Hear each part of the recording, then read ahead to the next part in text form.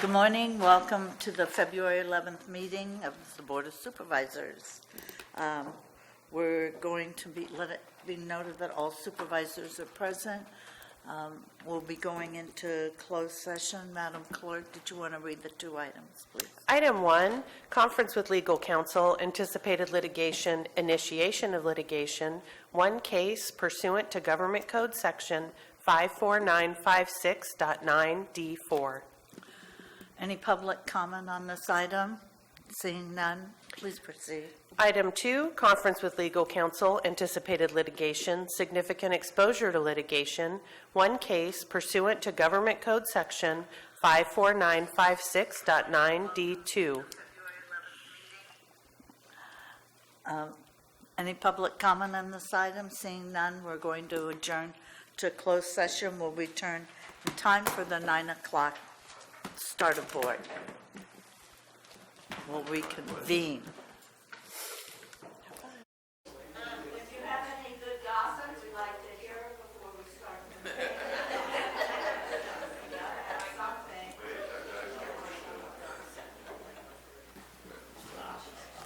All right.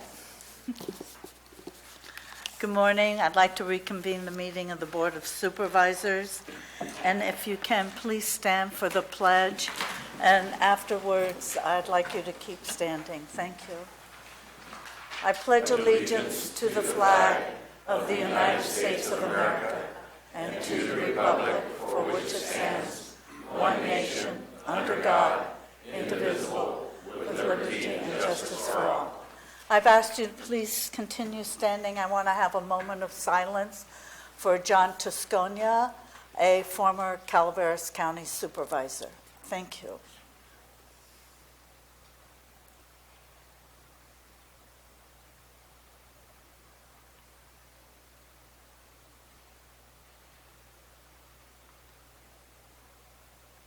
Thank you. I remember being on that side in a formal life of things I did, and John was a supervisor, and he sure was intimidating. But he brought a lot to this county, so it's so appreciated. I'd like to move to staff announcements. If the staff has any comment they'd like to make on any item they think we should know about or not. Okay. I want to move to recognition. Oh, yeah. Thank you. We're supposed to report out on we report out on closed session. Madam Clerk, could you please report out? Thank you. Reported today's closed sessions. Item 1, conference with legal counsel, anticipated litigation, initiation of litigation, one case pursuant to Government Code Section 54956.9D4. There was no reportable action taken. Item 2, conference with legal counsel, anticipated litigation, significant exposure to litigation, one case pursuant to Government Code Section 54956.9D2. There was no reportable action taken. Thank you. I'd like to move to recognitions and acknowledgement. I have the first one, and I'd like to have Mr. Nanick come out, our superintendent of the Office of Education. She needs to read it. No, can I read it? She needs to read the... Oh. You know what? That's why she's getting my blue ribbon, because she is trying to keep me in line. Diane, go ahead. So item 3 is from District 3 to proclaim the week of February 10th through February 15th, 2020 as Kindness Week in Calaveras County, and further deem the county as a random acts of kindness zone. Thank you. Okay. Scott. So the reason, hold on a moment, why I'm giving my blue ribbon, because I have already signed the back to Diane, because of what you just witnessed. She's trying to keep me on the straight and narrow as chair of the board, and it's a little difficult sometimes. So Thank you so very much.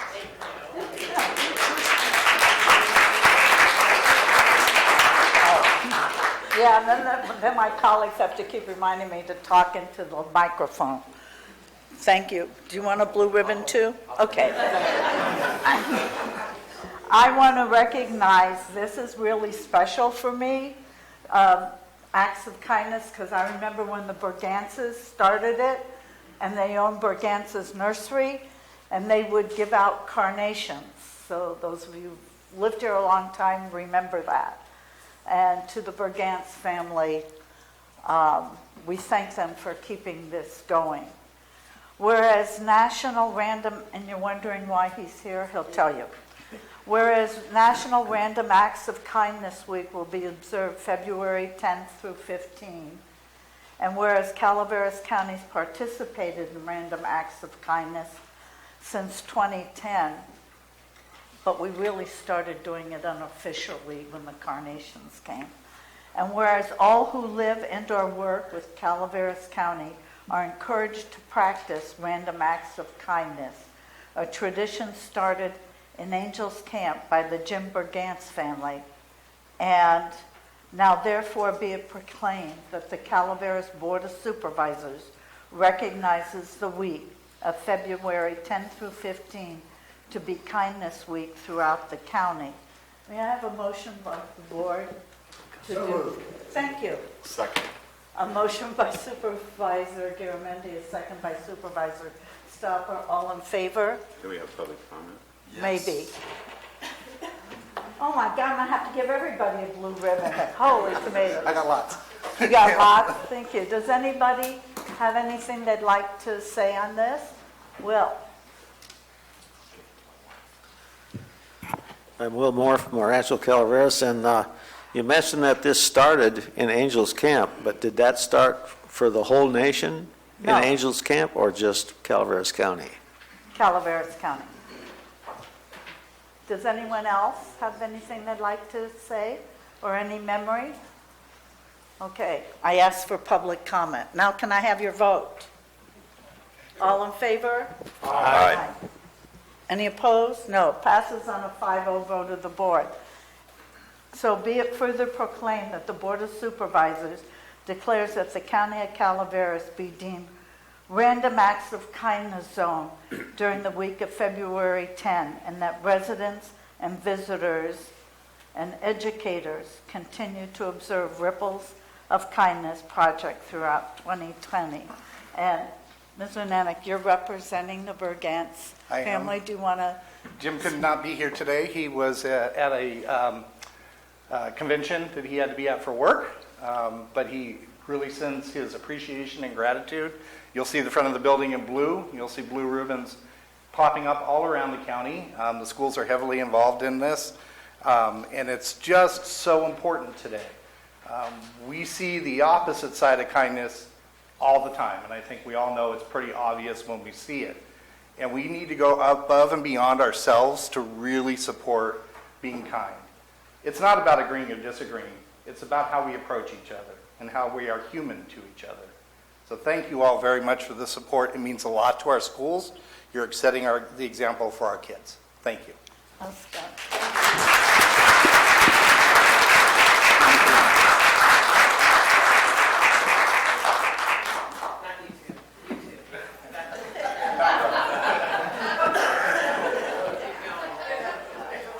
Okay, good job. All right, thank you. I was going to slide right off the edge there.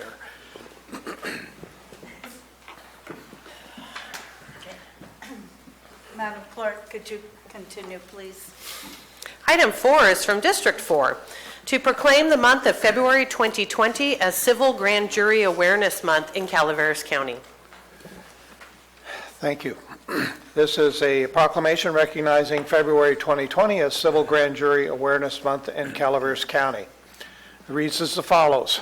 Whereas every year in each of California's 58 counties, 19 ordinary, I don't see them as ordinary, citizens take an oath to voluntarily serve a term of 1 year as grand jurors, and whereas the grand jury system was brought to the United States with the colonialists and the first grand jury in America was impaneled in 1635.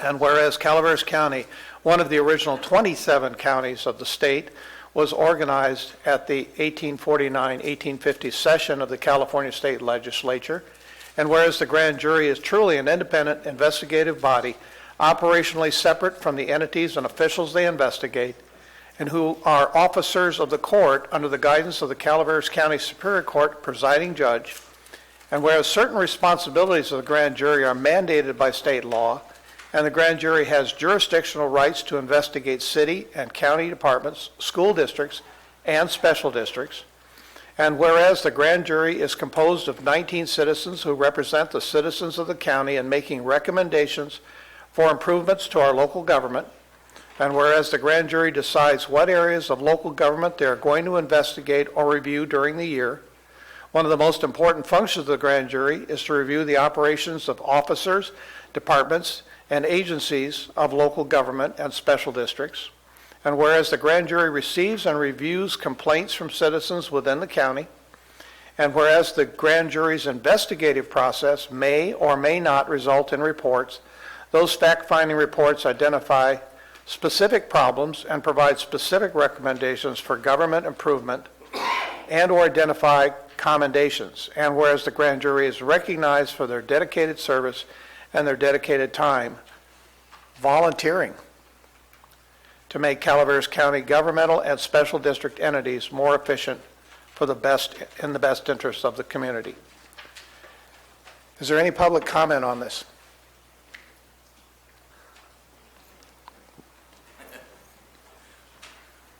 Hi, Larry Abernathy, Valley Springs. Thank you very much for this. We appreciate it. We always like to get the word out that the grand jury is active and doing good work and kind of watching government to make sure things are running as best it can be. And we have, I guess the members, if they would stand, I guess, and I could recognize them for.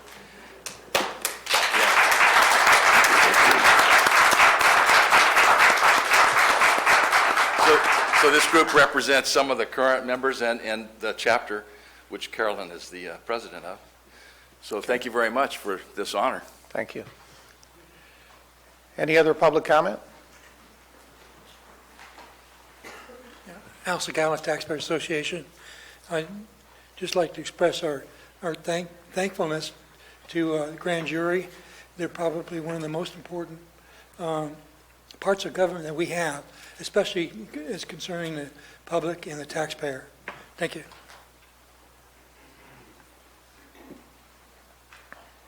Susan Morse, Angels Camp. I just want to say on behalf of residents, all of us citizens that live here in Calaveras County, we appreciate your good work and we count on all of you. So thank you very much, and just thanks. Being no further public comment, call for a motion. So moved. Madam Chair, you want to call for the vote? I just wanted to see who was getting the next blue ribbon. All in favor? Aye. Opposed? So passes on a 5-0 vote. Thank you. Thank you. Now therefore be it proclaimed that the Board of Supervisors, County of Calaveras, State of California, does hereby designate the month of February 2020 to be declared Civil Grand Jury Month in Calaveras County and to encourage citizen participation in the grand jury process. Could those members of the grand jury that are here today please come forward so we can get a photograph of you with you?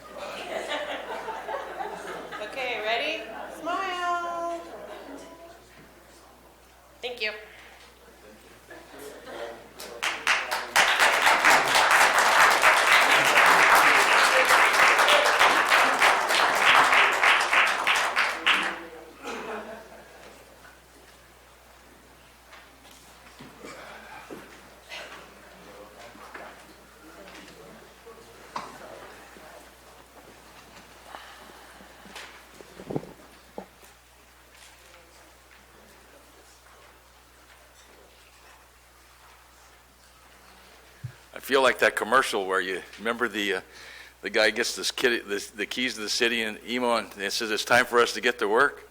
I think that's what we need to do, because we got work to do. So thank you very much.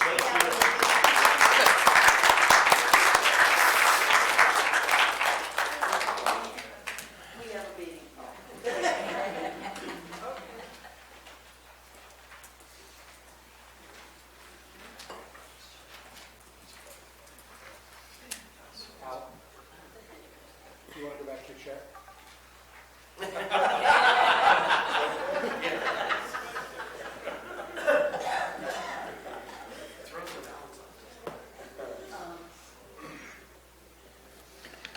Public comment.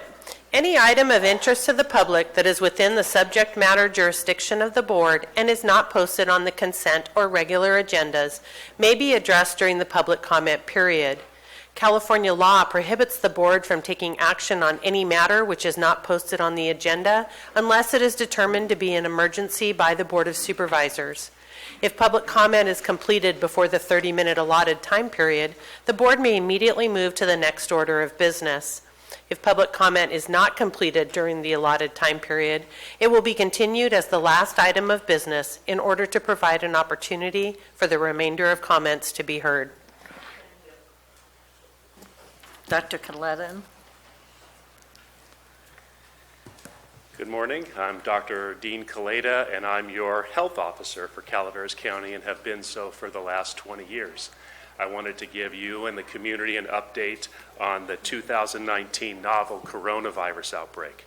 Calaveras Public Health continues to closely monitor an outbreak of a novel, which is new, coronavirus infection originally starting in Wuhan, China, and which continues to expand. The death toll worldwide has climbed to over 1,000. There have been 12 cases in the United States, primarily in travelers who've returned from China. 2 cases of person-to-person transmission have occurred in the United States, which is new information from when I spoke to you last. There have been 6 cases in California, as well as 6 other states. No cases in Calaveras County or the surrounding foothill communities as of yet. Illness severity is not fully understood. The symptoms range from mild to severe. The death rate has been 11% in hospitalized patients who are admitted with novel coronavirus infection in other parts of the world. There's been no U.S. fatalities to date. What we're doing locally, we're monitoring the situation along with our state and federal partners. We're working with the local hospital and the medical community. We're sending information out to our medical providers of what to look for, especially in persons who return from China, which is a positive travel history of patients present with signs of illness and a recent history to China, of travel to China within the last 14 days. They need to take special precautions. What can we expect? We can expect more cases here in the United States in the next coming days, including California and potentially here in the foothill communities. There's been increased testing capabilities, which is also new information. The testing for the novel coronavirus has only been able to be performed at the CDC laboratory in Atlanta, Georgia. So specimens have had to be sent all the way across the country from California to be tested in persons who are suspected to possibly having the disease. Now that testing capability has been shipped out to state public health laboratories. So in California, there are 16 places where testing for novel coronavirus can now take place, right here in our local areas. Now, I wanted just to take a second to contrast this novel coronavirus outbreak with routine influenza infection, which we see all the time.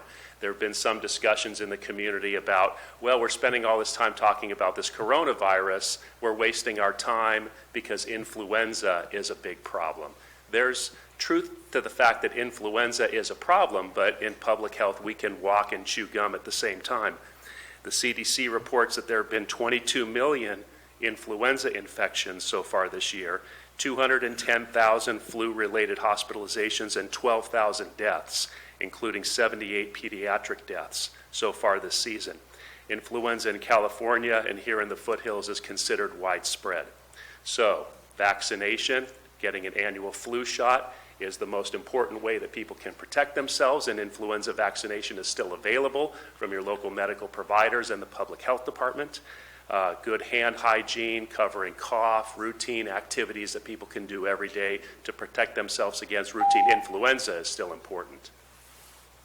Thank you. Go ahead if you have some more, please. No, that's all. Just wanted to contrast that routine influenza is still a big deal. But two problems can face our community health-wise simultaneously. Does anybody have any questions of Dr. Coletta while he's here? Thank you, sir. Thank you. Thank you. Thank you, Doctor.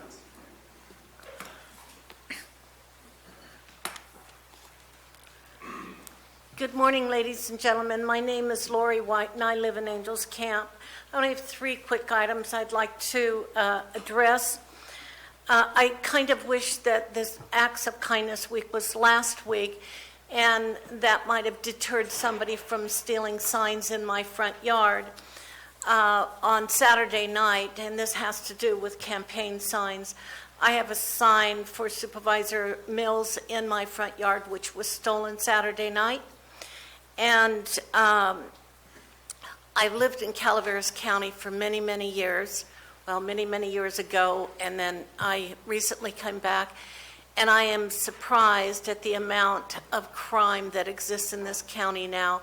And most of that, out of my opinion of a former law enforcement officer, I believe is directly related to the marijuana situation that we had and didn't have and people are trying to bring back. So I would just like you to consider crime levels when you're talking about marijuana. And I understand candidate Fullendorf's campaign is mostly funded by marijuana growing people. So I just need you to consider that. I'd also like to ask if item number 6 could be pulled from the consent agenda so that I can ask a question during that time. Okay, we'll get to that, but yes, I'll remember your comment. Thank you. Okay. Thank you very much.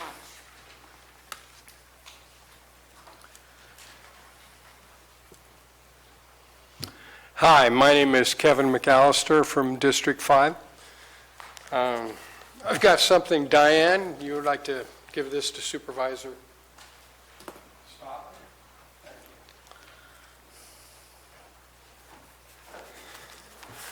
Well, it's almost spring, and I guess it's time for recalls again. We've just served a recall notice to Benjamin Stopper. And I had some little notes here I wanted to read, but it seems my dog ate my term paper. But don't worry, I've got extras.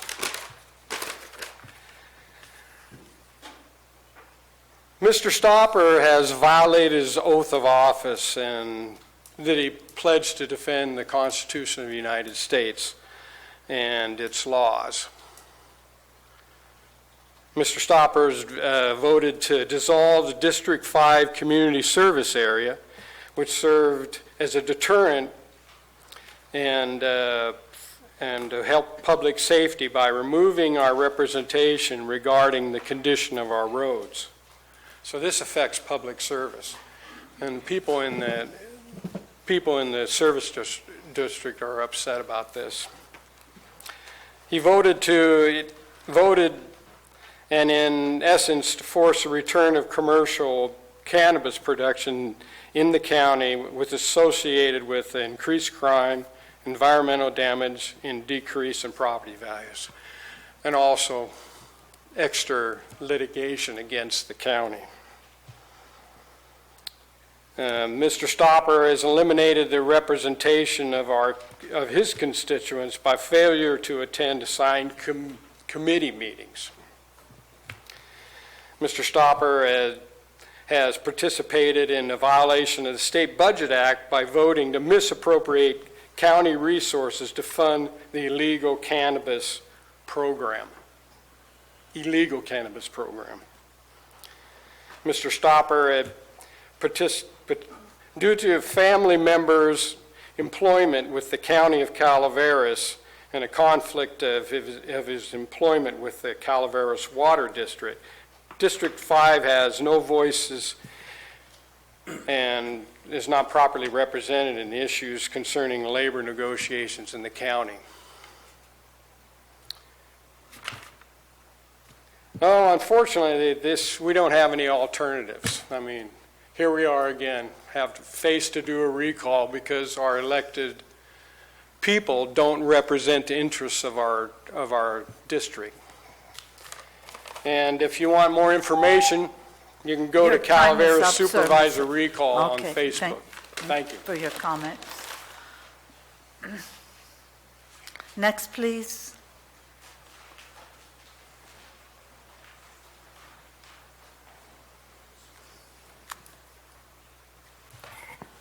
I'm Will Moore. I live in District 5, and I stand with Ben.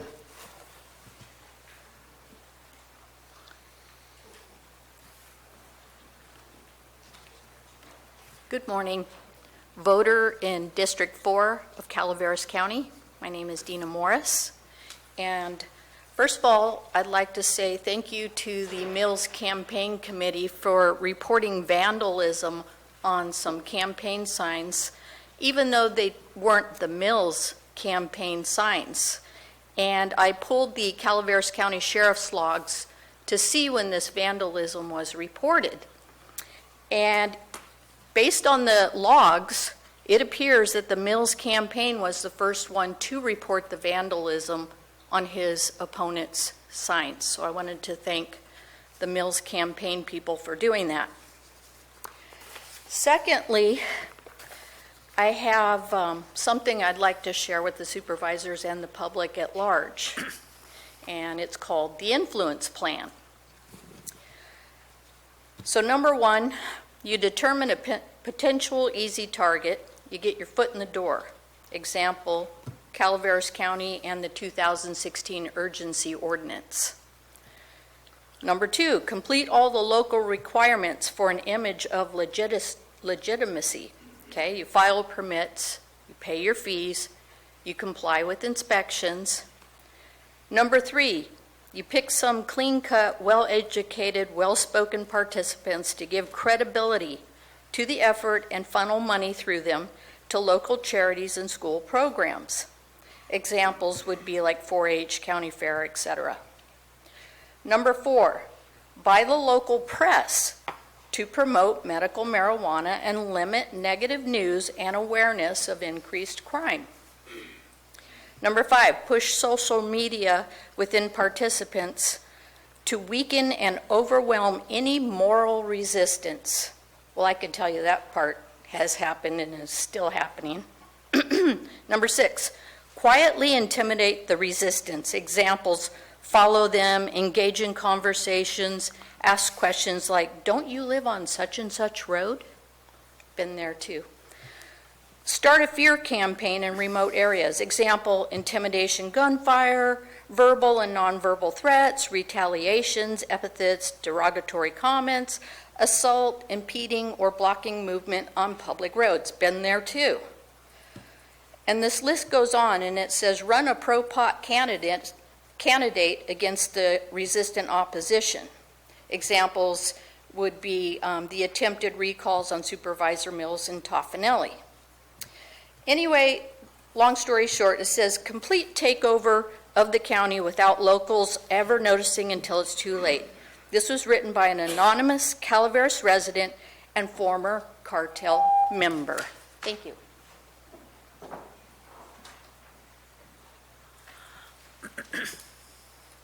Good morning, Board. My name is Ann Hill. I guess you can hear me. The residents who use the Wilseyville transfer station, they have issues. They're being limited to 4 bags to be able to dump, and it doesn't matter whether they're the 13 gallons or 39-gallon bags. They say there's a weight limit, but there's no scales to weigh the rubbish that they're going to dump. One particular case I wanted to speak of, and it's two older people that live together. They're married in a house, and they're sole members of that house. And their receptacle in the kitchen holds 13-gallon bags. He goes to the dump every 2 weeks. He takes 8 bags and has been doing this for a long, long time. He's now told he can only dump 4 bags, or he was told he can buy the large black bags, put 4 each of the 13-gallon bags into the black bags, and then he can dump both. Then he can dump them. He says that the bags are too heavy to lift by himself. So then he has to take his wife, so they lift them together. He should be able to dispose of their trash the way it works for their own household. The black bags are an added expense, and then it doubles the amount of plastic in the landfill. Other transfer stations don't have these ridiculous rules. Also, they have a no toy rule. You can't dump toys in the garbage. Dumb. When dumping yard clippings, etc., like branches or whatnot, you can do that up there. They want cash only, and they will not give 2 people that mentioned to me that they cannot get a receipt out of the dump station. There's no accountability for this money. The residents who write a check are very firmly discouraged. They get kind of chastised for writing a check. So the residents feel the money is being pocketed by the workers. So where is the accountability in that transfer station? Dumping will occur on the roadsides. They mentioned 2 different roads. I don't know the roads up there, but 2 roads were mentioned that there are now dump sites on the roads from the people. How much does the county spend on removing the roadside trash? No one has the right to tell anyone else what bags they have to buy in order to dump their own trash. This transfer station needs to be looked into. They need an audit at that transfer station. Thank you. Thank you. And also, regardless, signs are also being taken out. Thank you. Good morning, everyone. Gina Gonzalez, District 4. And it is an ugly race, unfortunately. It breaks my heart what's happening. It's not right. It's not kind, like we're supposed to be kind to each other, even if we're on opposite sides of the world. This was sent to me in my mailbox. It's for Amanda, and I wanted to read you something that the public should know is not true as far as voting, where you can vote. It says, "Dear District 4 voter, a friendly reminder, in 2020, the voting procedure changed to mail-in only, !" That is not true, and that needs to be changed. The elections office, I'm going to call them and tell them, this is not right. People are now mailing in their ballot. I found out through somebody who's running in the campaign that they went door to door to have signatures taken, and guess what? 60 plus of them were thrown out because they don't match. There's 3 points to a signature verification from what I understand, and those 3 points didn't match because they signed on the DMV square, and people need to understand that they need to re-register to vote and do it accurately in a form, because this kind of stuff will scare an 80 or 90-year-old person, or even a 50-year-old person that doesn't know any better. This is not a mail-in vote. This can be hand done at the elections office, or if you're in District 4 like I am, at Mark Twain Elementary School. People need to be aware of that, and I just wanted to make that public service announcement. Thank you.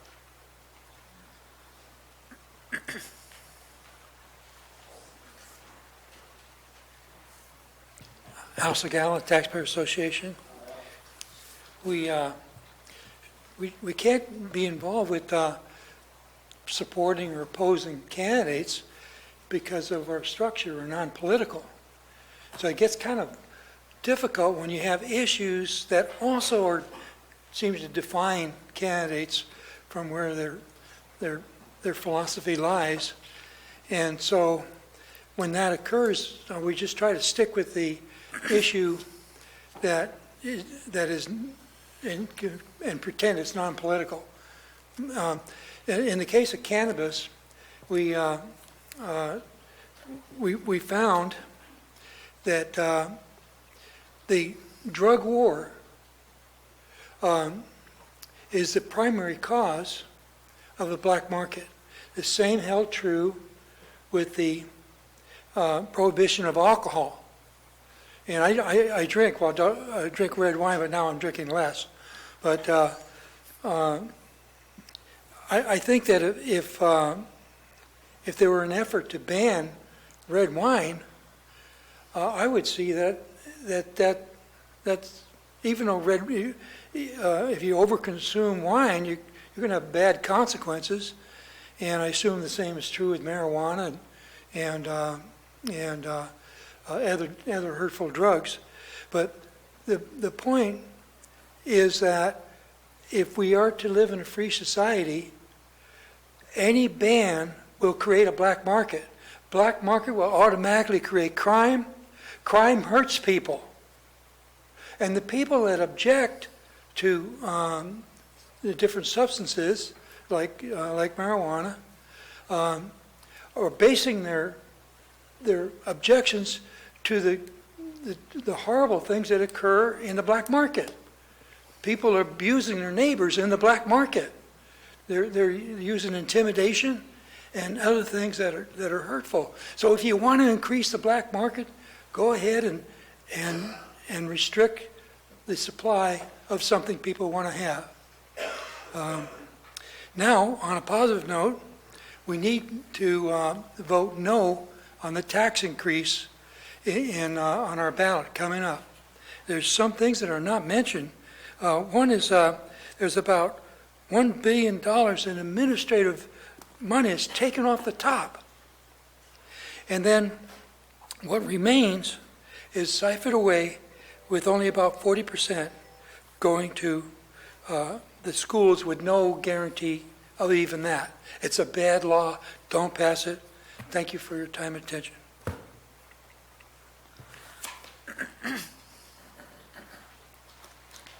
Susan Morris, Angels Camp.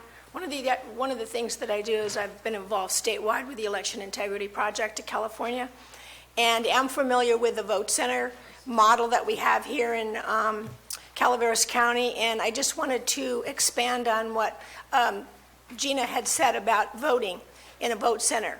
We're going to have 4 vote centers, I'm sure you all know, in Calaveras County, 1 in Angels Camp, 1 in McQualmie Hill, and 1 in Valley Springs, and at the government center here.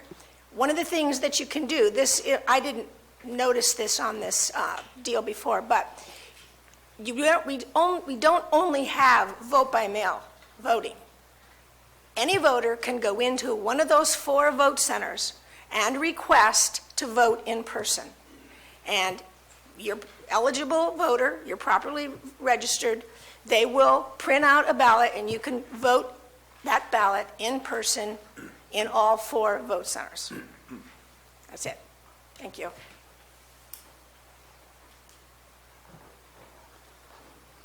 Well, I'm from another county, so I want to say how lucky you are to have Doug Oliver. I was really happy to see him today. And it seems to me I guess you're from Tuolumne. Yes. Don't hold that against me. Seems to me your registrar of voters should have been here during staff announcements and corrected some of that information that's going out to your county. I want to say something nice. I really appreciate coming over to Calaveras County and going to their health fair. I love your health fair compared to other counties. And I really appreciate seeing how many recycling cans are around town combined with your trash cans. And the fact that on all of your big recycling bins at the businesses, it's clearly labeled what can go in there and what can't and what cannot. So I just think that's really admirable, and I salute you for that. And I feel for you. I know how hard it is to sit up there and be a supervisor. I've been coming to supervisor meetings for a long time, and I've been to some of yours when you used to sit over there, and Debbie Ponte was chair, and then Cliff Edsel was chair. And you deserve a little credit for having the guts to sit up there. Thank you. Any other public comments?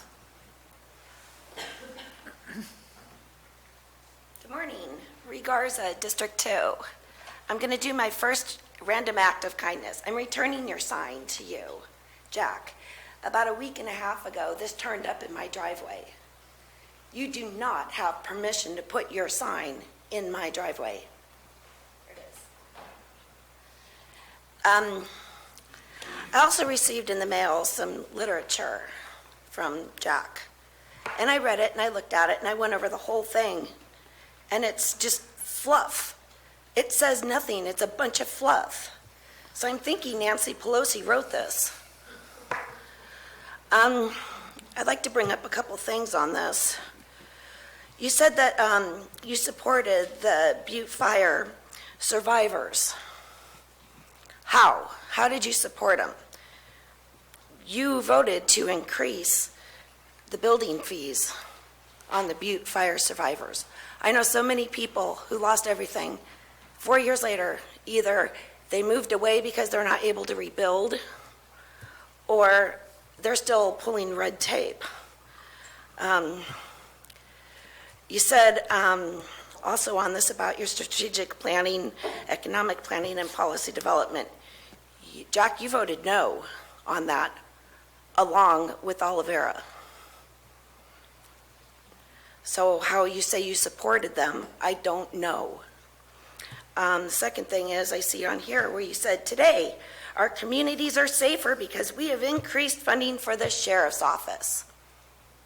I'm wondering how they're safer. There's theft, there's shootings, there's murders, there's human trafficking. Before marijuana was brought to our community, we didn't have those issues. There was an occasional theft, but not like there is today. Is that funny? You're laughing. Okay. Next, let's see, what else do I got? Advocate to state of California to protect property rights of landowners and the rural character of our county. You've done nothing to protect our land rights. We are now surrounded by commercial agricultural businesses in our rural neighborhood. Now people can't even enjoy their acreage because of this. So there's another fluff. You secured funding, an advocate for healthy forests and watersheds to protect our communities from fire. I have seen a letter from Clyde Clapp that went to Ebamud. Funny? Yes. Okay. I've also seen Dennis Mills' Silent Poison. Where's your letter, Jack? Thank you.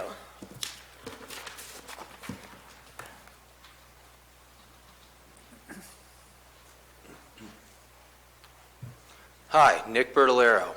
So let's talk about structural deficits. Structural deficits, as we can all agree upon, are when the spending for the county is more than the regular revenue from taxes. So when we say things like structural deficits aren't a problem, why would we be doing extra work on a gazebo and things like that? It's like saying, I have a mortgage for a house and I have to eat and all these things.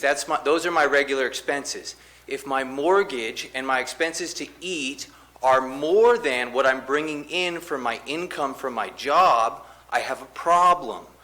The taxes in this county are like our income from our job. If we're not making enough money to pay for our expenses, we have a problem. Just because I go out and I'm not able to pay my mortgage and then I go and spend on more frivolous things like, I get rims for my car on credit, I go, get tints for my windows, that doesn't mean that we don't have a problem. In fact, spending on more things like gazebos and other frivolous things, what I would consider frivolous, does not mean we don't have a problem. It means we have a bigger problem.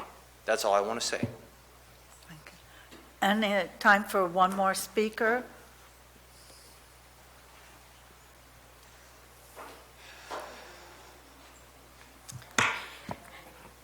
Good morning, Madam Chair, members of the board.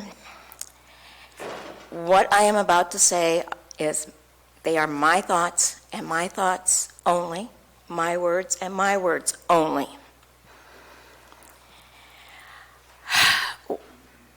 I was saddened when you decided to go back to regulating marijuana.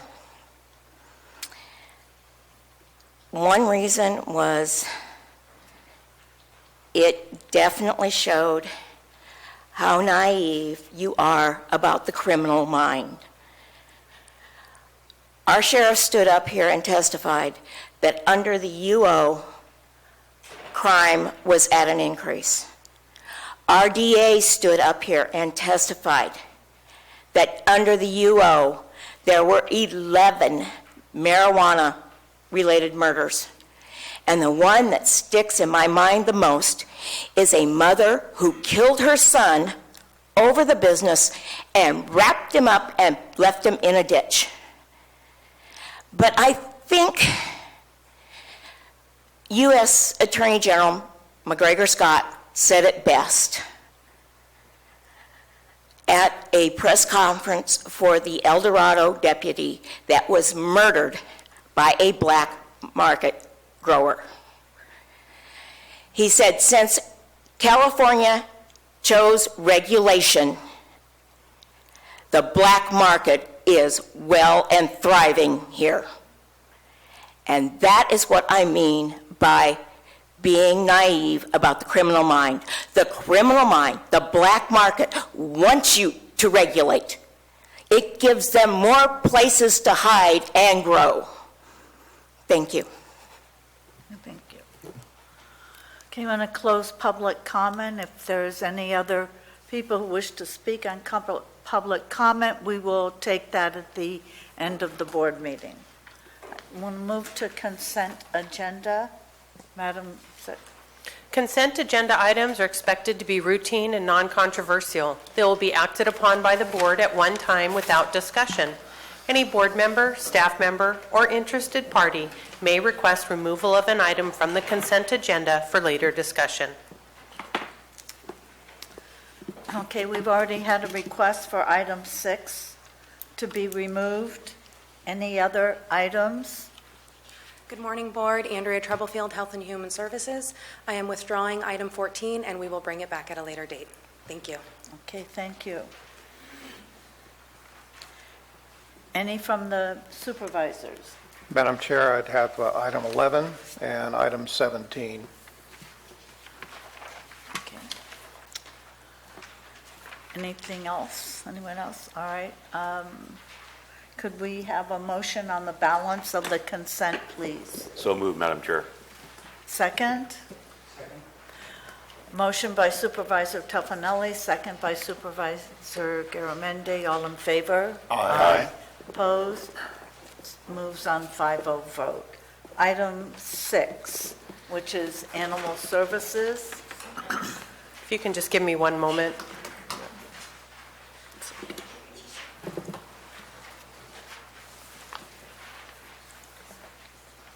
Item 6 is from Animal Services to authorize the board chair to sign professional services agreement with Angels Camp Veterinary Hospital to provide veterinary care for the Animal Services Department during the period January 23, 2020 through January 22, 2023, in an amount not to exceed $100,000 per year.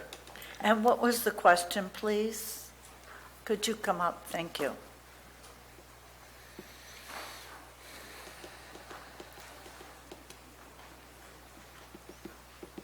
Thank you, Madam Chairman. Now, the question is just simply because I have not been here and I just saw this on the consent agenda, and I wanted to ask a couple of questions.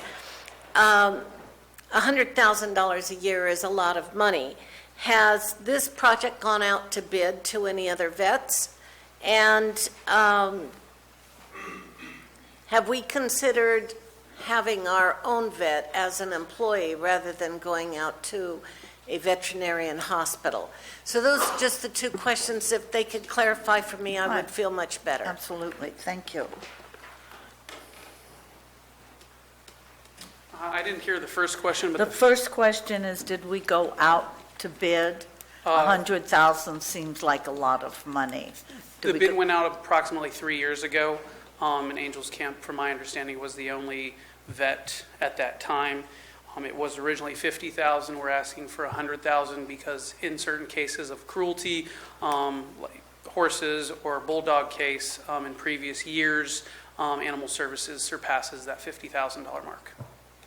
And I did not hear the second question. Okay, and the second question is, have we considered hiring our own veterinarian versus utilizing outside Not vet? at this time. Okay, thank you. That might be something you'd like to Definitely. consider, Yes, ma'am. if we could even find one. Thank you. Okay, move to item, oh, that's right. Lord love a duck. Public comment too. I must not be drinking my coffee enough. Thank you all for helping me. Is there any public? God, before this meeting's over, I'm going to have them all over me. Is there any public comment on this item? All right, bring it back to the board. Any discussion the board might wish to have? I'll move this item, Madam Chair. Okay. Second. Go ahead. Okay, second by Supervisor Stopper, motion by Supervisor Tuffanelli. All in favor? Aye. Opposed, passes on a 5-0 vote. Thank you. Thank you. Move to item number 11. Is from Public Works to initiate a proceeding to vacate Telegraph Road and Telegraph Court at Highway 4 near the Stanislaus County line, and scheduling a public hearing on March 24th, 2020, to approve a resolution to vacate Telegraph Road and Telegraph Court. Mr. Mills, this was yours. Your Yes. question, please. I received multiple calls last night, Josh, so I apologize not being able to get in contact with you in advance, because it seems that the other property owners that would be affected by this decision were not contacted, were not aware of it, and to some degree, one of them would object. So I would prefer that the applicant take the time to contact his neighbors and determine whether or not this is something that they would all agree to in advance. I'll give you an example of that is when the old Highway 4 was abandoned between Horseshoe Drive and what is now Little John Road, there was one parcel in there with a home that potentially became landlocked to some degree. We have literally about a dozen locks on Church Springs Road, which takes off from Telegraph. And if we deem, or they deem at some point to put up gates and locks, et cetera, without discussing it with all of the affected property owners, this could be something that could lead to some real discord over time. So I would want to be sure that all of those, primarily those property owners that are listed here, besides Mr. Barber, are contacted and had a discussion with them in advance, because it may turn out that we don't have the political will to want to do this because the rest of the owners don't agree. So I'm just trying to get that point across before we step into a hearing. Yeah, and let me respond to that, Supervisor Mills. And again, I'm Joshua Pack. I'm your Director of Public Works. So as far as I'm aware, as part of this outreach, before we bring this to you to begin this process, we do reach out to the property owners on record, the ones with property owners fronting these parcels. From what I've been told from my staff is that we had unanimous support through a petition process, that they have supported it. That doesn't necessarily mean that someone was missed. It's quite possible someone was missed. It's quite possible that someone has legal rights that we're unaware of. But this is a discussion. This is the kickoff of a process that allows us to go through law, and there's a very detailed process when you abandon roads. It involves a minimum public noticing process. It involves a public hearing here at this body. These items are brought up. We haven't received any complaints. It's unfortunate that the folks who may have been bypassed didn't reach out to us because we're unaware of any conflicts. This wasn't done trying to appease one property owner and the other. This was done with what we thought was covering all our bases. So, the board could certainly have the discretion to remove this and bring it back at a later date. But with that citing, this is not an approval of an abandonment. It's a first step of a process. We've reached out to planning as part of this. Peter Maurer, planning, has given a tentative approval. We've reached out to the utility partners who have potential claims on this. They've given us approval. So we have done a lot of work on this. If there is someone we've met that we haven't included in that, it's not through an error of malice. It's through an error of simple, just a mistake. But like I said, ultimately the board does have that discretion. I would encourage to continue with the process, and obviously if folks continue to have that, and we can work in tandem with those folks as this process goes forward to determine what their legal rights or claims are. And the other thing too is, just because they may or may not have a legal right does not necessarily mean that road still doesn't provide some sort of regional or importance. We look at every road. It doesn't happen very often. The abandonment of a road happens pretty rarely. When we look at abandonment, we look at its regional accessibility. Does it provide regional access? Does it provide small localized access? Does that road provide, by taking that action, does that diminish someone's rights? Those all come into effect. So, like I said, you have a couple of different options. We could certainly reach out to folks and try to bring this back at a later date, or we can move forward, continue to working with them as well. And to determine if those rights, if they do have legal rights to that, and even if they don't have legal rights, they absolutely still have an opportunity to provide comments and feedback as part of the public comment. Mr. Pack, Mr. Wagner, who has parcels H, I, J, and K, was not aware of this. He didn't know one way or the other. He needed to know more. Okay. Mr. Murphy was surprised with this because he hadn't been talked to. He's parcel L. Okay. And Mr. Candy.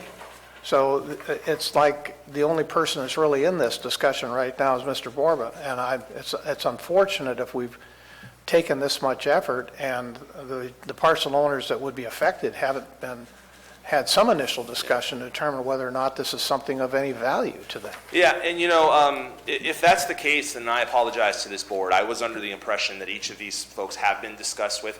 Whether now we do reach out to the primary property owner, whoever's on record. So if those are those people and those haven't, what I would recommend right now, if there is some discretion, let's remove that item. And then let my staff reach out to these folks, let me verify that, and then I can work with you directly to potentially reschedule this at a later date. Again, it's not my impression. We're not trying to pit property owner against property owner. We want to make sure, and it's part of that process there was supposed to be a process to reach out to those. What I was told, and from my recollection and understanding, is that there is universal support. But if that's not the case, let's pull it back. Let's go back and reach out again, and then we can reschedule it at a later date. I would appreciate pulling it back and having the opportunity to talk with the other property owners, because their feedback to me is that this is a surprise. Okay. And it isn't that they would object, but I want to be sure that there is some respect given for their position in this. Absolutely. And then only after they've had that conversation, their ability to get their input in it, move it forward or stop it, depending upon where the property owners feel. But we do have, for instance, Nancy Whittle does lease some of the property in that area, and I don't want to create difficulty with adjacent property owners by putting up gates that may create problems. Yeah. So. Understood. Thank you. Would you be willing to withdraw the item for today? Yeah, I would, at the direction of the board, I'd be happy to remove this item and bring it back at a later date after we vet these issues. I'd be fine with that. Okay, let me ask for public comment Thank you. first. Is there any public comment on this item? Elsa Gallant, Taxpayer Association, and also a real estate broker. One of the things one of the blessings we have in property rights is we have a right to access to our property. If it's not a dedicated easement, then it's a prescriptive easement. So one of the things that would be of consideration, if any of these property owners need to use this right-of-way to access their property, that easement be identified as a prescriptive easement. And we understand and we appreciate our Director of Public Works in trying to clean up some of the roads that are really not there don't need to be public roads anymore. So we concur with the idea of postponing this item or not considering the item at this time. Thank you. Thank you, Mr. Scala. Any other public comment on this item?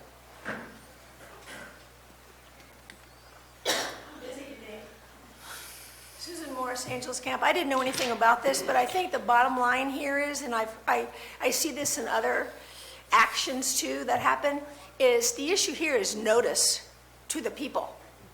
So that's the bottom line. So I would hope that this county and the supervisors would always be cognizant of the fact is, whatever action they take, please give the people notice.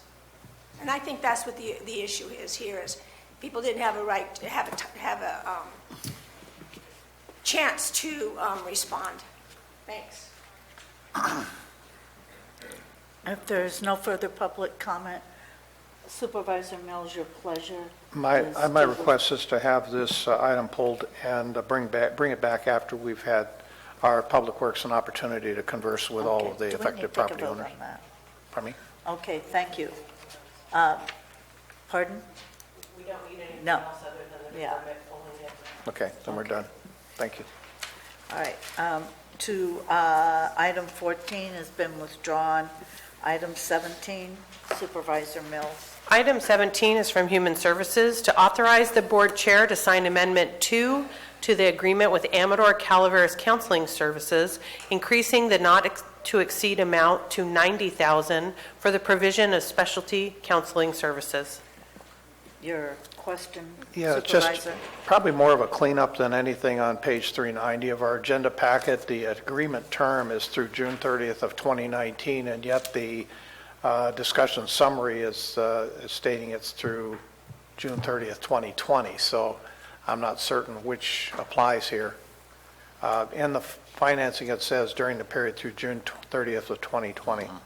So what happened is the contract, he was serving our families, and so the service that he provided exceeded his existing contract that went back to 2019.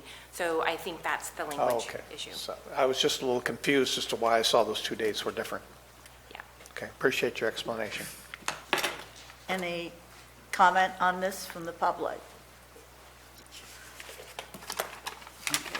Supervisor Mills? I'll move the item, ma'am. Second. Motion by Supervisor Mills, second by Supervisor Tuffanelli. All in favor? Aye. Passes 5-0. Thank you. Okay, let's move to the regular agenda.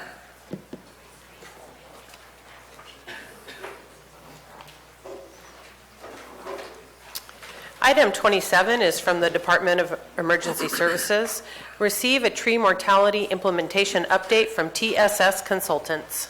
And John, do you need a minute? Yes, ma'am. Okay, we'll take a 5-minute recess.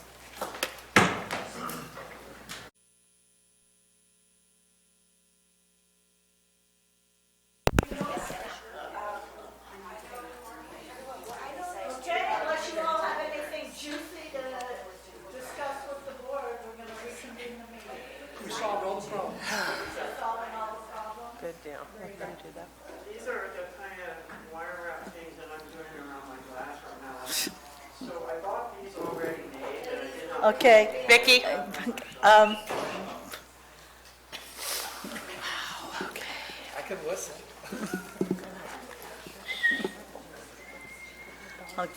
I'd like to move to the regular agenda. Item 27. So again, this is from the Office of Emergency Services to receive a tree mortality program implementation update from TSS Consultants. Good morning, Madam Chair and Supervisors. I'm John Osborne. I'm your OES Director. With me today is Tad Mason. He is our contracted licensed professional forester, and we will provide you guys with an update regarding the tree mortality program. Tad?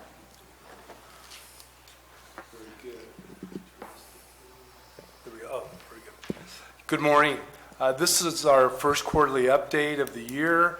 Every quarter we come back to provide a summary of our accomplishments. I've got a short slide deck to go through here.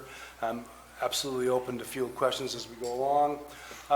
So this program has been underway since October of 2017. Since that time, we've removed about 7,400 trees across 23 projects. All the projects have been completed without any injuries or issues with the crews or any significant damage to public roads or fences or other infrastructure.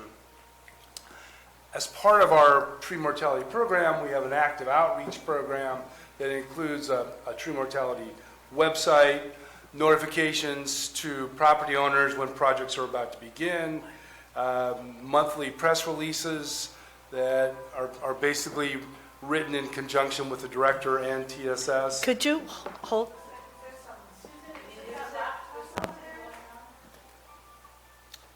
Oh, my background music, okay.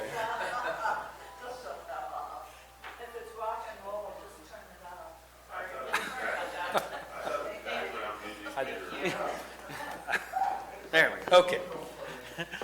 Good. So. Thank you. Your chainsaws and stuff. Now we're logging. Good. So we have an active outreach program. The whole objective here is to engage the neighborhoods that we're working in, so there's no surprises as we deploy equipment and staff to get the job done. One of the more challenging parts to this project, though, is getting landowners to respond to our inquiries. If we find dead trees on a property, a right of entry form is mailed to that property owner. We have mailed out 3,000 ROEs, and about 72% have returned signed ROE forms. We have about 700 still outstanding with dead trees on those properties, and we'll continue to conduct outreach to get those returned so we can take those trees out. Okay, looking to the future, next slide, there we go. We've been working with the University of California Extension Service and the U.S. Forest Service to monitor tree mortality here in the Central Sierra. While we know the issues with the front country and the ponderosa pine, we are starting to see additional mortality in the higher elevations in the fir. This is not surprising. This is a standard drought mortality, insect kill consequence, and some would say it's due to climate change, some would say it's just pure episodic drought. But in any case, we are seeing additional mortality still out there on the landscape, and we'll continue to address that. In addition to climate change and drought, stand density is a huge issue. We know that we have overstocked forests from successful decades and decades of fire suppression. The good news is the state has allocated $1 billion to CAL FIRE to expend over 5 years. That's $200 million a year to conduct landscape level fuels reduction. And this has been, this is year 2 of that project, so we're hoping to see some real changes in the landscape level approach to fuels treatment to mitigate wildfire behavior. As we know, it can be extreme. As far as long-term effects of this tree mortality episode, one of the things we are seeing are vegetation type changes. In other words, the ponderosa pine type, when we have such high mortality due to vegetation succession, we're seeing it come in with oak and shrub. Hopefully this is just a successional change and will eventually go back to ponderosa pine. But that is a concern, vegetation type change. Next slide. Okay, ongoing projects. I'm going to go through a list of 7 projects that we have in play right now. First up is Project 25, which is on the Highway 4 corridor between Arnold and Murphy's. 234 trees to be removed. Joe's Logging is the contractor that was selected, low price bid to do the work. This project is almost wrapped up, going well, no issues. Weather delays have not been significant. As we know, the weather lately has been unfortunately unseasonably warm and precipitation free. Project 9 is the BLM parcels in the West Point area. This has been 18 months of interaction with that agency, very challenging. Fortunately, we've finally been able to pull the trigger, secured a permit from BLM, and a total of 376 trees are targeted for removal. Joe's Logging, again, was the low price leader to implement this project, and it's going well. The director and I are heading out to that project here following our presentation. Project 27, West Point, Wilseyville, Glencoe, Railroad Flat, 186 trees selected for removal. Joe's Logging is the contractor, again, low price bidder. And Joe will be out there doing the work once Project 25 wraps up. He'll go right to 27. Next slide. Okay, Project 26 is up in the high country, Sky High Ranch to the county line, 236 trees.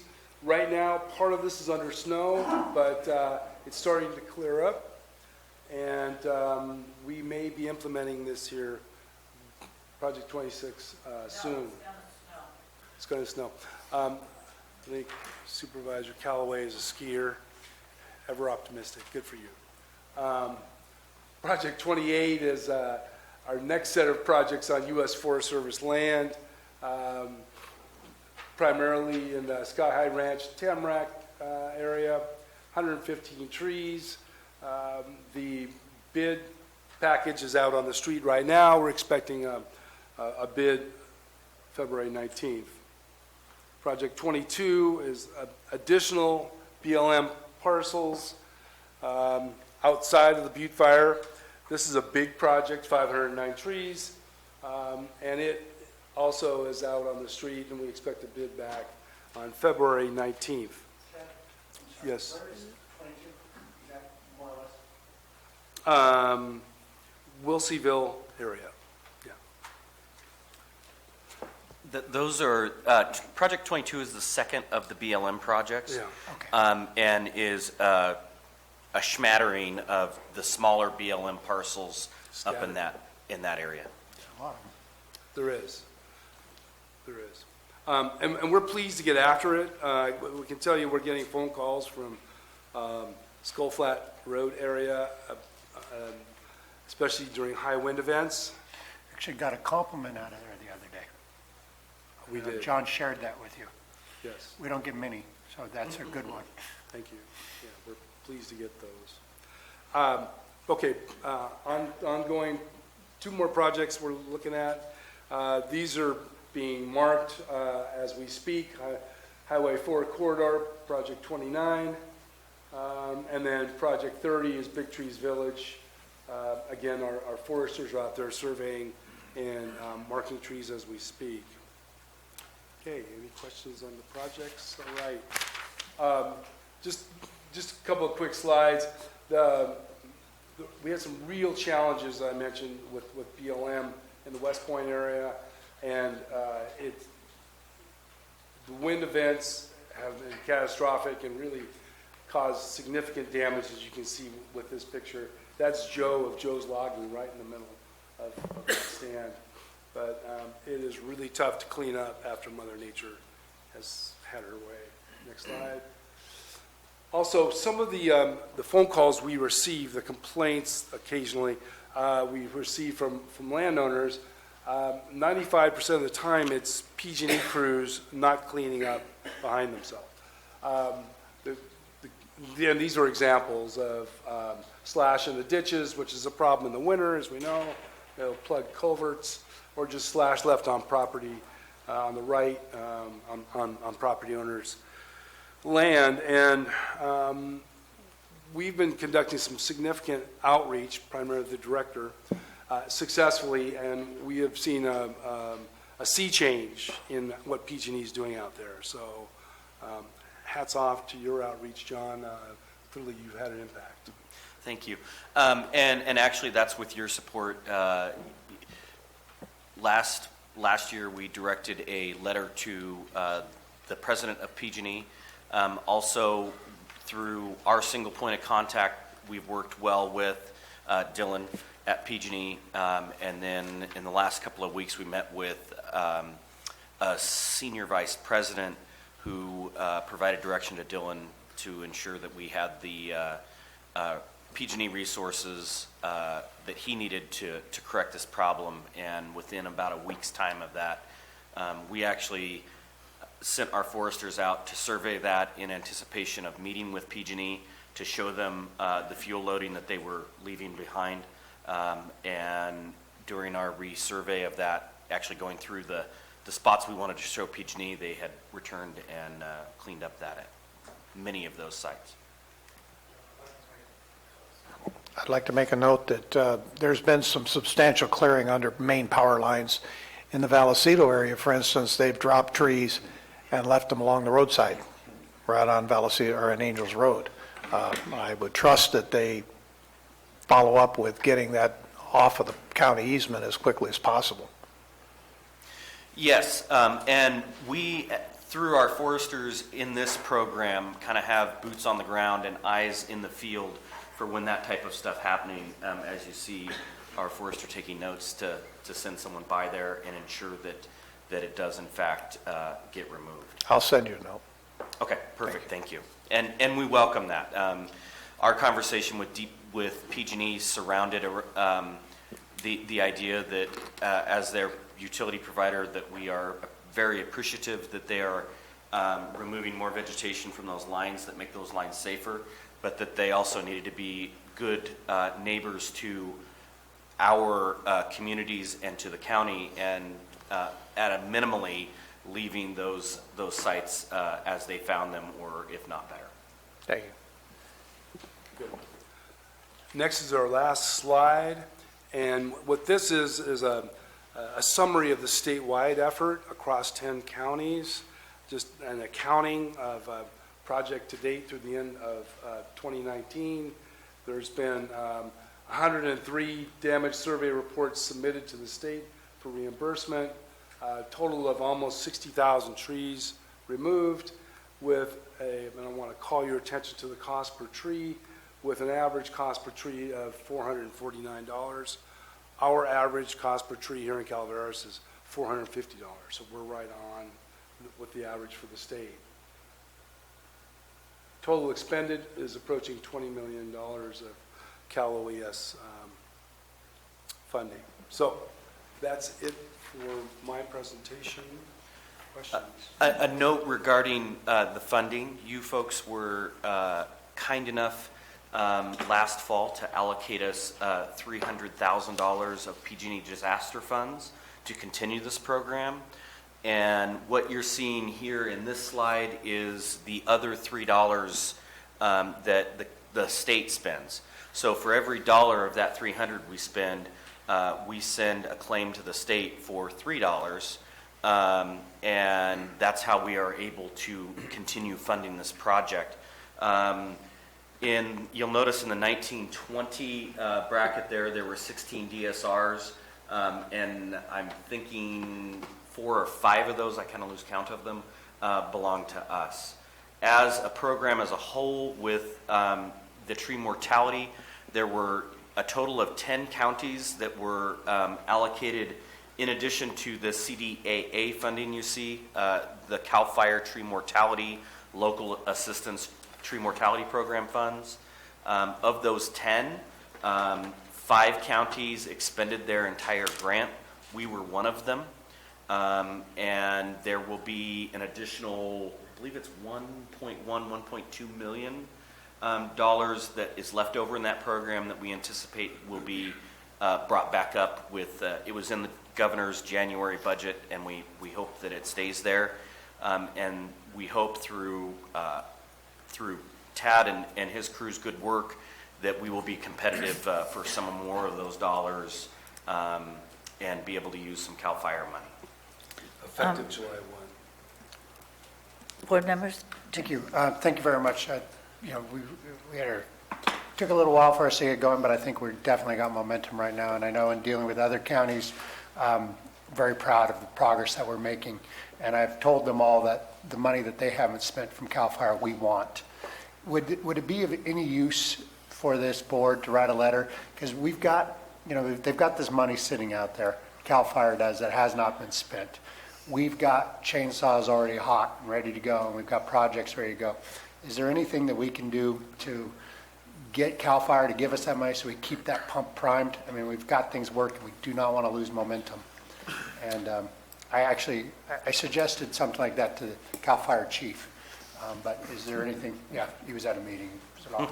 And his response was, Supervisor? His response was, oh. So that's non-committal. So I concur. I think a correspondence on your letterhead would be powerful and would help our efforts here.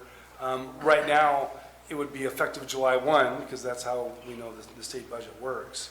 But we It'd be need nice it to now. ramp that up. But We need the money today. I mean, That we would got be hot helpful. saws and we got people moving. We do, and logs moving, yes. Maybe they can loan it to us. Well, if you have an idea, I would bring it to the chair and Madam Chair, we could certainly bring back a letter for consideration for you folks. And if you chose to sign that, we would be happy to send it Does the board have along. any problem with doing that? I think we need to reiterate a sense of urgency Okay. in that Yes. letter. Do it. It will Thank be you. done. And again, in the interim, thanks to you guys allocating that PG&E disaster fund money, our saws are hot, our pump is primed, and unfortunately, the upside of a very mild winter is that we have been able to continue to be out in the woods working and taking these dead trees and these dying trees out prior to the upcoming fire season. So you guys are the folks that have kept that saw hot and the pump primed for us at this point. What a silver-tongued devil. But, I'm sorry. Supervisor I Mills. can keep talking without snickering, that's good. Mr. Mason, you talked about landscape level. I know that in attending meetings with Foothill Fire Safe Council, there's been extensive work done with LiDAR and doing some overlays, trying to kind of get through the barriers of the forest to determine where is the densest fuel loading and what sections do we need to take out, and then subsequent costs. Is that something that we may want to incorporate into the future, is since the technology is already there, being able to do that rather than go boots on the ground? Right. LiDAR is a powerful technology that's extremely helpful in conducting inventory of standing trees and shrubs. It is expensive, and I'm hoping at some point that the state will initiate that survey on a hazard area by hazard area basis.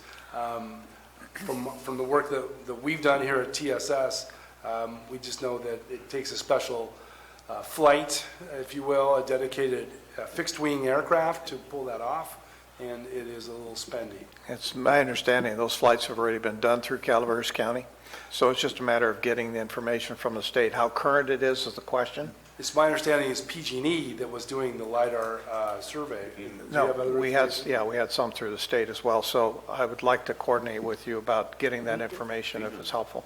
Okay, so just so I'm clear, Supervisor Mills, you're saying that the state has conducted LiDAR Yes. inventory? Yes, We were not aware of that. and part of it's through Water Resources, Part of it what? Water Resources Board. Okay. For Through the, the Resources Board. yeah, it's through, because of the 50 gallon per person per day thing that. Sure. That's how they started it. Right, the upland watersheds are a real concern for Correct. So water that's the, resources. I'll coordinate with you on it. Okay. Thank you. I have a couple of questions. I'm sure Supervisor Garamendi's on it, but the BLM land, we are paying for the project on, like, Project 9? We are not. So that is coming through two sources of funding. The first source is the CDAA funding. That's the California Disaster Assistance Act. So that's the 75%, the $3. and we would owe 25% of the tag, and BLM awarded us, if you guys recall, early last Yeah. fall, the $88,000, Right. and we will use that BLM grant to pick up the tab on our 25%.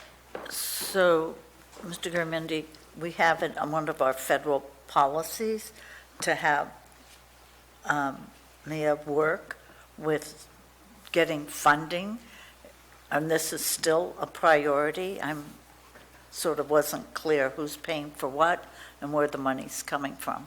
Right. I think, we've had we have had our challenges with BLM, but a lot of that was due to really the lack of personnel that they had. As this board's aware, last year, I went back to Washington, D.C. with our lobbyist, Mia. We met with BLM. We talked about the needs subsequent and really told them that one of the constraints for our projects were their lack of personnel in the office, in particular archaeologists. We're jamming everything up. So after that, I went with the state director. The state director has come up and toured our projects. They've made hires in our field office. We have a good relationship. They're just, in 25 years of public service, I've never seen an organization have to cover so much ground with so little bodies. So I am sympathetic to them, but I think we've turned a corner, and they gave us a grant, and I think we got a new day working with them. It's never going to be easy, but I think we're moving forward. And hopefully on that horizon for us as a county, being in the foothill area where wildfire is prevalent and the WUI, the wildland urban interface lives and breathes, we hope that we'll be able to maybe get to a point with BLM in that relationship to sign a good neighbor agreement, which would be a multi-year program where they assisted us with fuels projects or various different types of forest management that could be helpful to us in mitigating fuel load and things along those nature. And BLM's partnering with us in addition to tree mortality. They're partnering with us on a lot of fire breaks we're putting in, going up to 26. So, we're working a lot with them. It's not just the county, but our volunteers, CAL FIRE. BLM is spending a lot of time here, and as I told the state director, we want to be your poster child for cooperation and getting things done, and I think we're doing a lot better than everybody else right now. The other one I have is on tree markings. Yes. It's become a huge issue in the Ebbets Pass corridor with PG&E going in and marking trees and continuing to mark. Will the community know the difference between the tree mortality markings and the PG&E markings? We hope so. Each tree that we mark has a CC, as in Calaveras County. So that should be helpful. One of our challenges is this year PG&E decided to use white tree paint. And which tree paint are we using? White. And PG&E knew that, but they went ahead and they've been marking with white as well. So we're having to work through that. We are coordinating closely, though, with PG&E so that they're removing their trees and we are removing our trees. And thank you for having them clean up their slash, because that's been a huge problem, at least in the Ebbets Pass corridor. And it's been a huge, it's been a drain on our resources, on our county resources, because generally how those complaints come in, they start over in Director Pack's office as a complaint for a plugged drain. And then when you get to the body of it, you're reading that it's slash or debris from tree felling. Then it comes over to our office. We need to research the area to see if we were working in the area and if we had a tree nearby. And 90% or 95% of the time, it's not our operation. One of the things that we do through this program is use local companies that are invested in our community, and they do a really good job of making sure that they leave the place at least as good as they found it, hopefully with a little less fuel load. That process for each complaint is a drain on Josh's staff as well as ours, as well as our TMP program to eliminate that it was us. And we do that literally probably once or twice a month to do that. A note about the tree marking, we actually geolocate each and every tree that we mark, so we know exactly where that tree is, and we report those GPS coordinates when we fall it, so we know exactly where the tree is, when we fell it, and its disposition, whether we are forced to leave it because of safety concerns, we're unable to safely remove it, or if we do remove it, what happens, or if the property owner requests that it be left, then we track that for each and every one of those 7,400 trees. Okay, thank you. Any other questions from the board, Mr. Well, Mayor? just to make a point about BLM and the level of cooperation, as you are well aware, BLM has now allowed grazing permits around New Melones for the first time in 25 years. That was accomplished last September, and it serves two purposes: fuel reduction for those ranchers that are adjacent to it, not only in Calaveras but in Tuolumne County, but star thistle problems. As you can get cattle on that land, you can keep the star thistle down. So it's serving dual purposes, and they are more than willing to cooperate with us where those locations exist. If there's other property that needs grazing permits, I'll certainly be willing to work with whoever to get that accomplished, now that I know how to wade through that bureaucracy to make it happen.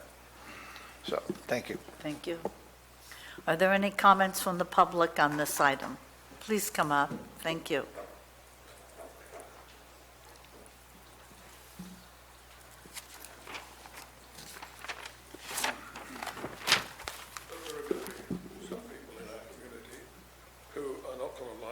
Could you speak into the mic, sir, yes. so we can all hear you? Okay. Thank you. This problem didn't start yesterday. You're all experts, and I applaud the things you do. Tree felling is a dangerous job. But who's guilty?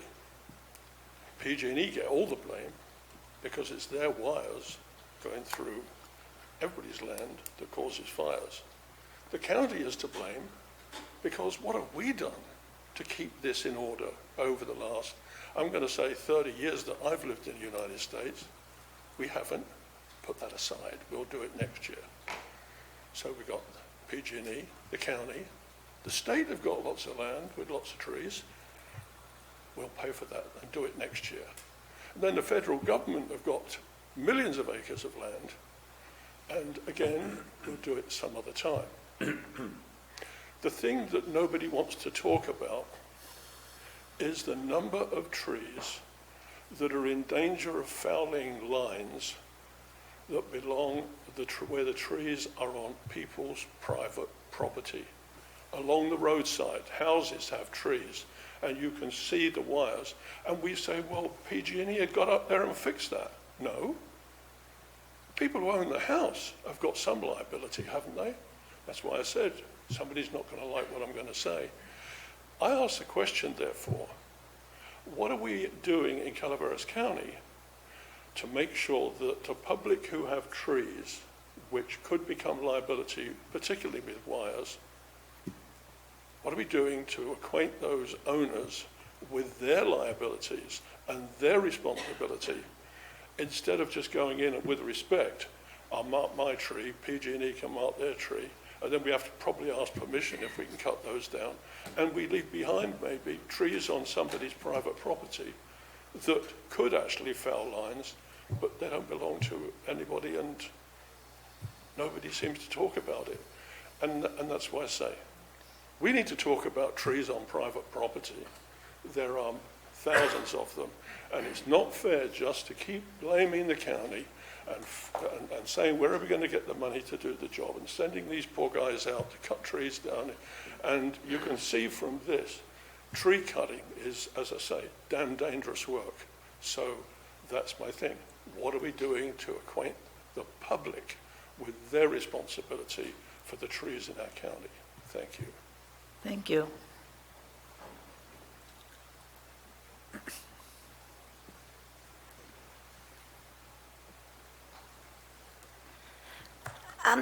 There's a lot of trees that have been cut down in Could our you district. kind of direct your questions here and all? Thank you. A lot of trees that have been cut down in our district, and they're cut in, a lot of them are just complete trees that have been dropped, and they've been left on private property.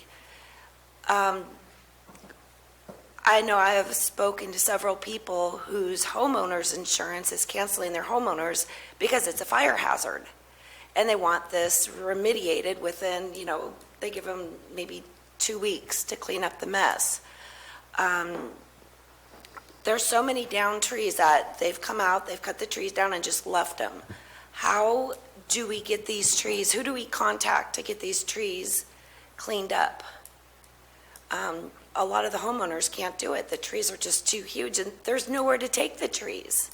And when the trees were dropped, there was a contract signed stating that the trees would be picked up. But they've been sitting there for a year, and they're just sitting there rotting, and some of the trees are placed in locations that are dangerous. They're in people's driveways. They're just, the public needs to have phone numbers and a way to contact to get somebody's attention to get out there and pick up these trees, because there's more and more being dropped and more just being left. And we're not talking leaving them there for 2 weeks, 3 weeks. They're being left there for years, and it is causing a huge fire hazard. Who was the contract signed with? Some of it was the deforestation, some of it was PG&E, some of it's Mario's dropping the trees. It's all across the board. Okay. And it's even getting difficult to even tell who the contract is with, because you're signing so many different contracts with so many different companies. Sometimes Nate's comes out and picks up the tree, sometimes Mario's. And then the trees have been dropped and sitting there for so long, you don't even know who to contact. So I'm looking for help of some way to get phone numbers to people who need these trees removed that were dropped. Okay, thank you. Thank you. You're right, it is an issue.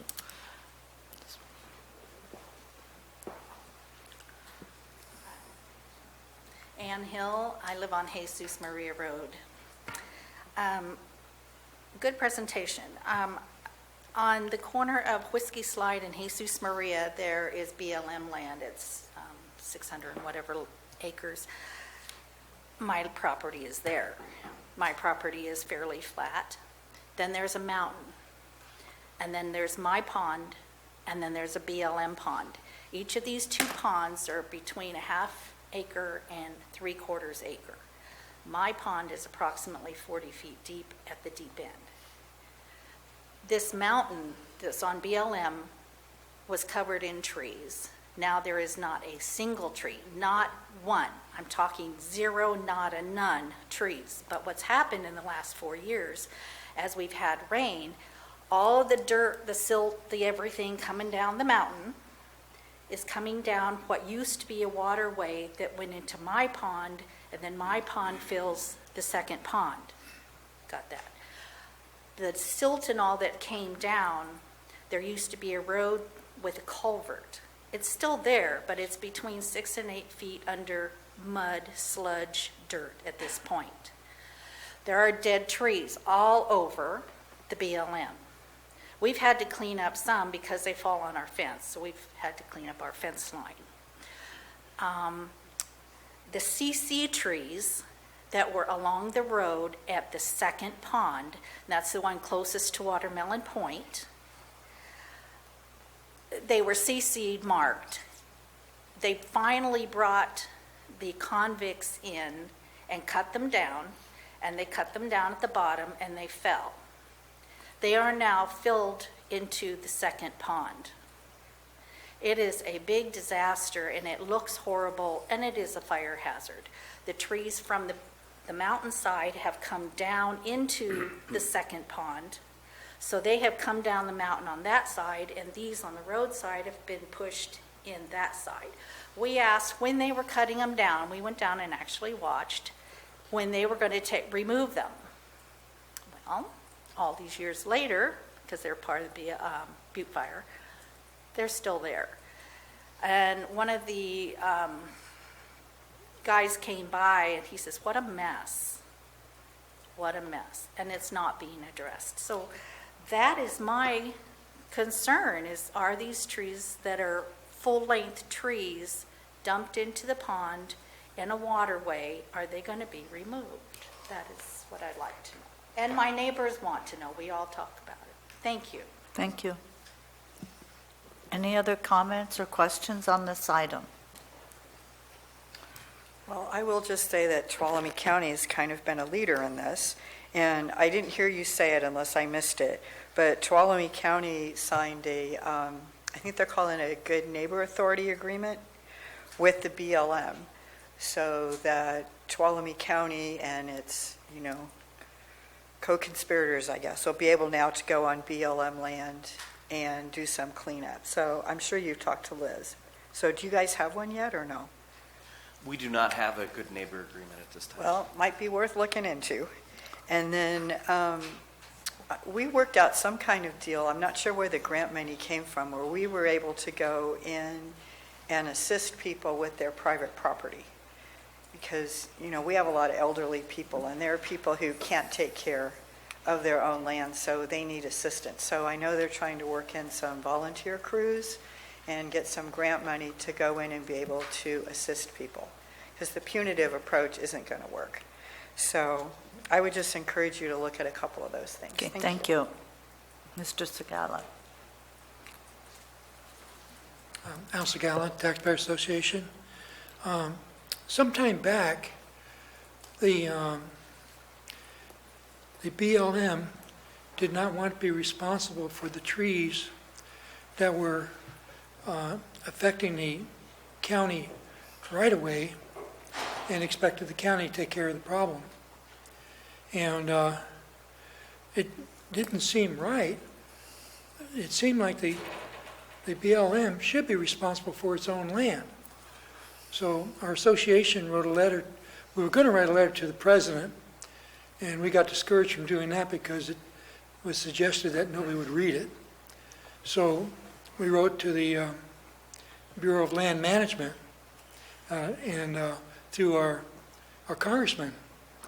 And there was some positive effect from the letter, and the former county CAO thought it was the best.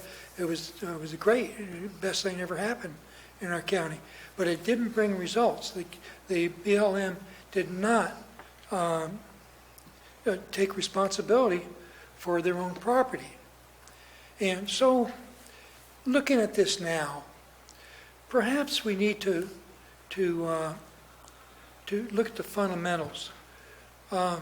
It might be better if BLM, if it doesn't have a legitimate use under the Constitution on that property, should sell it. Either just for whatever purpose, and the county can set uses for that property that would be consistent to environmental and economic and other considerations. Perhaps that's a long-term solution when a government agency is not responsible for its property. Thank you. Thank you.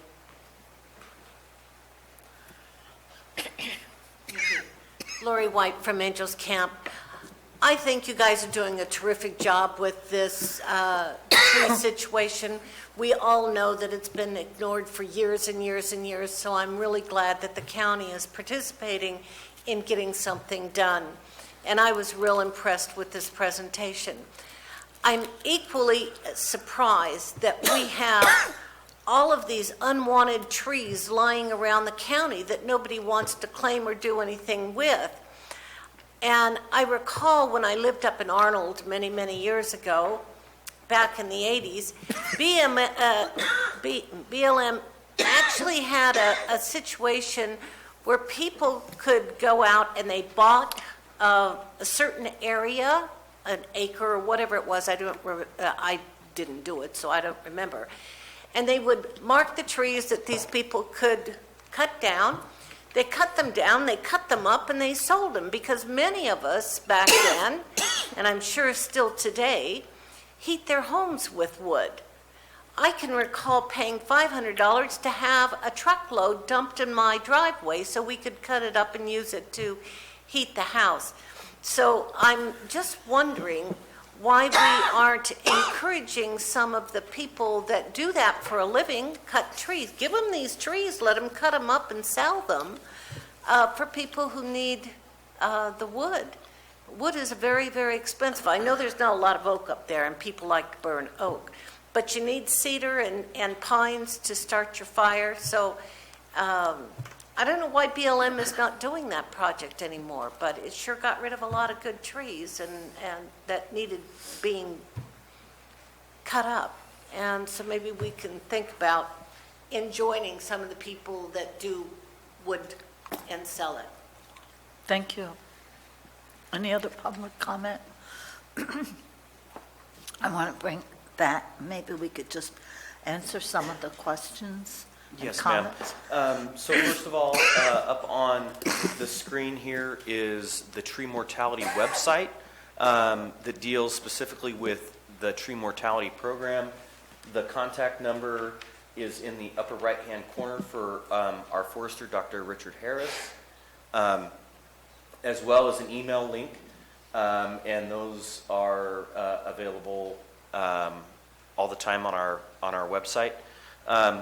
A couple, try and get through all those if I can remember them all. So that's our contact information for tree mortality. Now, the tree mortality program itself deals with the bark beetle infestation.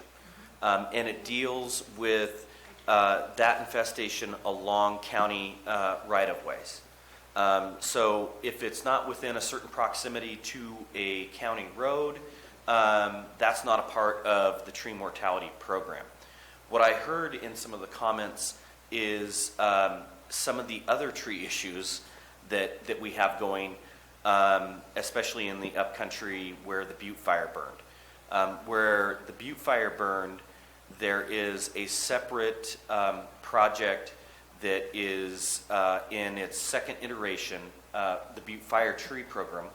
And that has been stalled out for an extensive period of time in archaeological review and with some federal agencies. That is actually now coming to an end. FEMA has sent that back to Cal OES.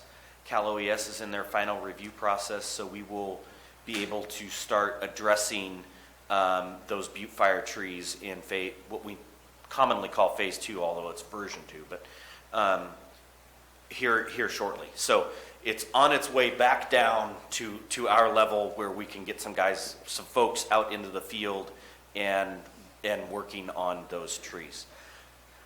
Yes. To address some of the trees that are left behind, we've also had some, for a lack of better terms, some cross-contamination through the many different programs that are taking place. So us as a part of the tree mortality program, we have gone out and marked trees to be mitigated, and we've actually had PG&E come in and fall those trees behind us. We're trying and we're working better with all of the different entities that are out there to try and, hey, if we mark this tree, we have a plan for it, please let us take care of it. But sometimes it conflicts with their vegetation management program and they go ahead and drop the tree. So there are a lot of different entities up there conducting tree removal, and we're a very rural county, so we might be using Marios. We've used Marios in the past this week, and they may be contracted with PG&E or one of the other utility services next week. So it looks like the same tree crew because it is, but they're working for a different boss. And each one of these programs has different removal protocols. Our protocol in this particular program is to remove the tree where we can safely do so. The last thing that we want to do is leave fuel on our forest floor. So if we can remove that tree, we do so.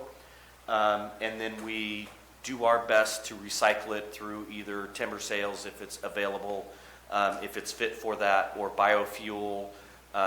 We chip them sometimes, but our main goal is to take that tree out of our fuel load and do the best that we can with it, considering its individual state.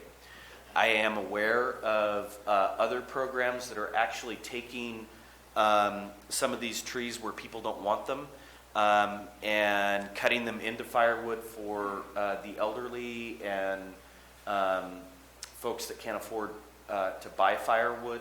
And that's being done by Central Calaveras County Fire through volunteers. They actually have a wood splitter. They go buck them to length, and they're cutting and stacking wood for folks.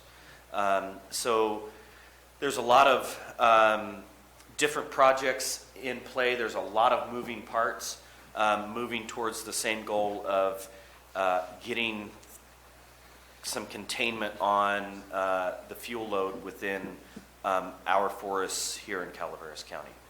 I think that answers almost, unless I missed one, if someone will remind me. The other's a PG&E issue, And so are we. We meet and talk with PG&E regularly, and they are actually very much interested in being better neighbors and altering their fuel, their vegetation control program. Especially when we happen to mention them to them that when they are trying to change the way they do business in causing fires, that this causes as much fire as the electrical lines when you leave the fuel. So we're trying to do our best to educate them in that manner. That's mostly their community outreaches. Needs some attention. Mr. Mills. Yes. As you're aware, Foothill Fire Safe Council does a lot of work on private property. So if there are people that have trees that are of some danger, they need to contact the Foothill Fire Safe Council and see what they can do, because they may be able to take a lot of that cost off the shoulders of the private property owner. Secondly, we don't have a two-care system here. Although they do work in the county a little bit, that is a very strong organization in Tuolumne County, and very appreciative of what they're doing. Master Stewardship Agreement was very close to being finished in our county. I know that former CEO Lutz, Kathy Galino, Brian Moss, myself, we met with U.S. Forest Service about that. It's a very simple process.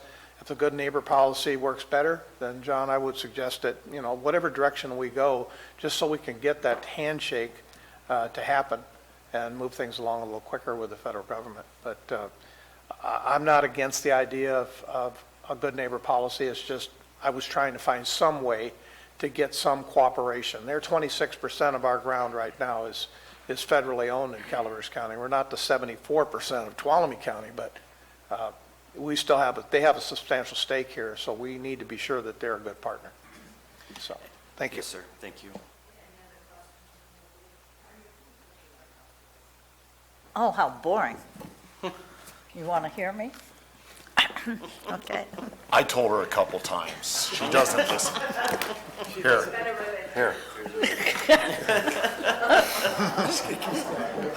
Chair, she Okay, I'm sorry. Supervisor, you can have my ribbon for telling her. If there's no other supervisors' comments, I want to thank you both for coming, and we'll see you again in 4 months. Yep. I mean, I Late really spring. appreciate this. Thank you. Yeah. Thank you. After Thank you. you do Sky High. Thank you. We're going to take a 5-minute recess.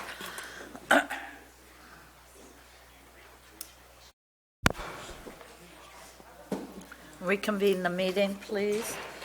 Move to item 28. Item 28 is from Public Works to adopt the local road safety plan for Calaveras County. Morning, Chair Callaway and members of the board. My name is Joshua Pack. I'm your Director of Public Works and Transportation, and I'm joined by a very special guest, our Public Works Analyst, Chantel Garvin, who's been an instrumental part of preparing our local road safety plan. We'll be presenting on that today, and with that said, I'm going to turn over the beginning of this presentation to Chantel. Thank you, Josh.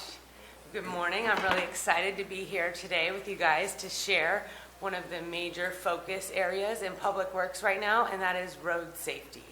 Specifically, the reduction of fatal and severe injury crashes.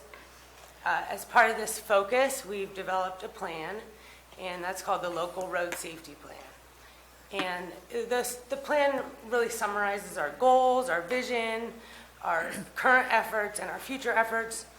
And we've developed two overarching goals. And that is a 25% in overall crash reductions by 2023 and a 50% crash reduction, fatal injury crash reduction by 2025. Now, in the future, this plan will actually be a requirement for federal funding, but we see it as an opportunity to improve some of the statistics that we have here in the county. Speaking of statistics, in 2017, 18 people lost their lives in car accidents in Calaveras County, and I'm sure many, many more people were affected. Furthermore, over the last decade, Calaveras County has had the third highest fatal and severe injury crash rates in California. The three primary collision factors are, one, improper turning. Now, this is everything from pulling out of a two-way stop to pulling out of your driveway. 2, driving under the influence. 3, unsafe speeds. But there's one thing that all of these things have in common, and that is human error. People make mistakes. People are going to make mistakes, but we're committed to preventing those mistakes from costing a life. Thank you, Chantel. And the one thing I want to highlight before we go to the next slide is this is a guidance document. It's almost akin to a strategic plan. So this kind of provides a blueprint for us to move forward with projects and programs on the public works side. We recognize, for example, we may be able to do projects and programs that have a significant impact in the reduction of improper turning collisions. DUI, there's, the decision to drive while under the influence is something that, Public Works may not have as much of an influence, but we see ourselves as a leader in the community with our partners, fire, local agencies, CHP, the Sheriff's Office, et cetera, where we can partner with them, provide guidance, provide information. We'll talk more about that in a coming slide, but we see ourselves as a partner with those agencies to work together because we all have a common goal of reducing collision rates, and this is really an effort to provide an umbrella to cover all of those services. Now, Chantel had mentioned that we have the third highest collision rates over the last 10 or 11 years, and the reason I put this on here is someone sees that and they may have the impression that, well, Calaveras County is not doing something right. Calaveras County is being negligent in their duties. And I would argue against that point. You look at the list of the top 10, every one of our neighbors, Alpine, Amador, Mariposa, Tuolumne, are all in that top or bottom 10 list if you'd like to look at it. You look at Trinity, Sierra, Plumas. These all counties that are rural, have mountainous and alpine regions where the decision to, an incorrect decision or an incorrect mistake where you go run off the road in other counties has a much lesser consequence than here in Calaveras County. So the reason I highlight that is not to say that we can't do more. We absolutely should and can do more, but it's to highlight the fact that our nature and our just topography and our geography, statistics show that it has an inclination towards higher fatal and severe injury rates compared to more urbanized areas. So when we talk about what Calaveras County does and what we've done historically, much like every other agency, we deal with what we call reactive roadway safety. This will not stop. This is a core of what we do, and in reality, this is how we respond to issues in the past, whether it's a recent accident or some sort of event or near miss. Issues that are safety issues that may be perceived, may be real, or may be perceived by the public. If we're fortunate, we have some sort of historic collision data we can use. We may use design standards. We may use our own engineering judgment to come up with solutions or identify issues. Sometimes we get resident complaints and concerns, and that can stem a reaction to a roadway safety issue. And sometimes we get direction from elected officials, or sometimes I may direct my staff to look at issues related to roadway safety. And so, and while that will never go away, when we're looking at our long-term, the list that we just saw, and our ability and efforts to move away from that, we see some issues. First of all, when we try to look at responses and proactive measures to reduce accidents, we recognize that low volume in rural locations, sometimes it's difficult to detect patterns over a long period of time, especially on a road that may carry 50 cars a day, 100 cars a day. It may be years or decades before the data is actually there to suggest some sort of pattern. Sometimes we get data and information that may not actually correlate to an actual roadway deficiency. It may be something entirely different. So when we're looking at data, there may be a high incident location, and it may just be a blip on the radar. It may be a quirk or something like that. And so we need to use our expertise in recognizing which one of those are prevalent of a longer trend, and which one may just be a very temporary action. We don't want to disproportionately respond to something that may not be inherently a safety issue. We talk about politically and socially motivated issues. This happens from time to time, where you may have a movement and a reaction to something that may be disproportionate to the action. And one of the things that will still be there is the response to an isolated improvement or isolated location. We may go spend hundreds of thousands of dollars on one location, one curve, or one small stretch of road. And that's great, and that solves that location, but we have 690 miles of road, and we need to look at solutions and begin to shift the focus, not continuing this focus, but also shift and have a second focus towards future, more proactive responses, more systemic programs. And we recognize that if we can find, and there are low-cost, systemic, proactive responses out there that have been tried and true, that if we start adopting those, we can dramatically reduce the collisions and fatal and severe injury accident collisions here in Calaveras County. And so with that, Chantel's going to talk a little bit on this, guys, on how the local road safety plan fits into this whole thing and our renewed focus over the next decade. And onto that, and the last thing I want to focus on here before I shift it to you is we have been, in the last number of years, in a pattern of having to respond to reactive incidents. The Butte Fire, 3 different winter storms, projects that have been that we've been trying to move forward, that have been on the books for a lot of years. This is what I believe is our next action moving forward as we start distancing ourselves from these various disasters. To me, this is the next focus for us. This is something where we can make a tangible difference for our community to improve the well-being of our residents. So the local road safety plan was developed to be used as a tool to track and analyze our progress over time. So it has crash data, it has projects, it has our public outreach process, it has a timeline for implementation so that we can, measure our success. It's really meant to be a living document that's updated periodically, maybe annually, so that we can see what's working well, what's not working well. This is an example of a data table. So there's several data tables in the plan, but they all follow the same format. It'll be the last 3 years, and this one's the primary collision factors that we discussed earlier. And so as we see updates, we're hoping to find trends and analyze those trends and see how the plan is being implemented. Yeah, and the one thing I want to highlight with this slide too is this also gives us some galvanizes our approaches. For example, improper turning, if we can do some low-cost measures, things as improved signage, which we'll talk about in the upcoming slide, improve striping, improve visibility through selective vegetation removal, we can have a significant impact on that. Disproportionately, we recognize that, for example, traffic signals and signs is not a big issue. So, if always stops, et cetera, if we're going to focus, putting a disproportionate focus on some of these things like pedestrian violations, while pedestrian safety is certainly important, we recognize that by and large we don't have a lot of pedestrian accidents in Calaveras County. So while we still are continue to focus on that, we want to recognize that there are categories here that we can have a significant impact by focusing efforts on. Safety Partners, this was a really exciting part of the plan. We actually reached out to a lot of different agencies, from Angels Camp to law enforcement, hospitals, school districts, fire departments, and we got some really good feedback. While recognizing that not every partnership is the same, some partnerships maybe will collaborate on building a plan together, while some will play an advisory role and help them apply for grants or provide safety or crash data for their grant applications. So this is our first year of doing this, and we're really looking forward to seeing these relationships develop over time. This is what the public outreach or stakeholder outreach process looks like. This is what we did. We sent the draft plan to our safety partners for review and comment.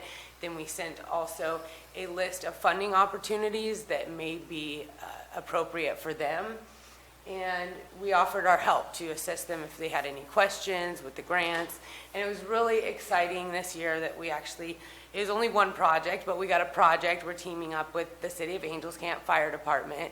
They're right now on an on-call system for emergencies, and now they're applying for a grant to get funding to receive pagers. So instead of calling one person at a time, the system will page everyone at once. And in fatal and severe injury crashes, 15 minutes could mean a life or death situation. So it's one project, but we're really excited. And then we were able to incorporate that into the plan. Again, it's different levels of reaction, and we're here, the goal is for us to be a willing partner with our partners. I know I had a question previously about CHP. The opportunities are there between us, whether it's CHP has been a good partner with us to provide collision data. As a matter of fact, we've updated, we now have a comprehensive collision database system that goes back to 2000.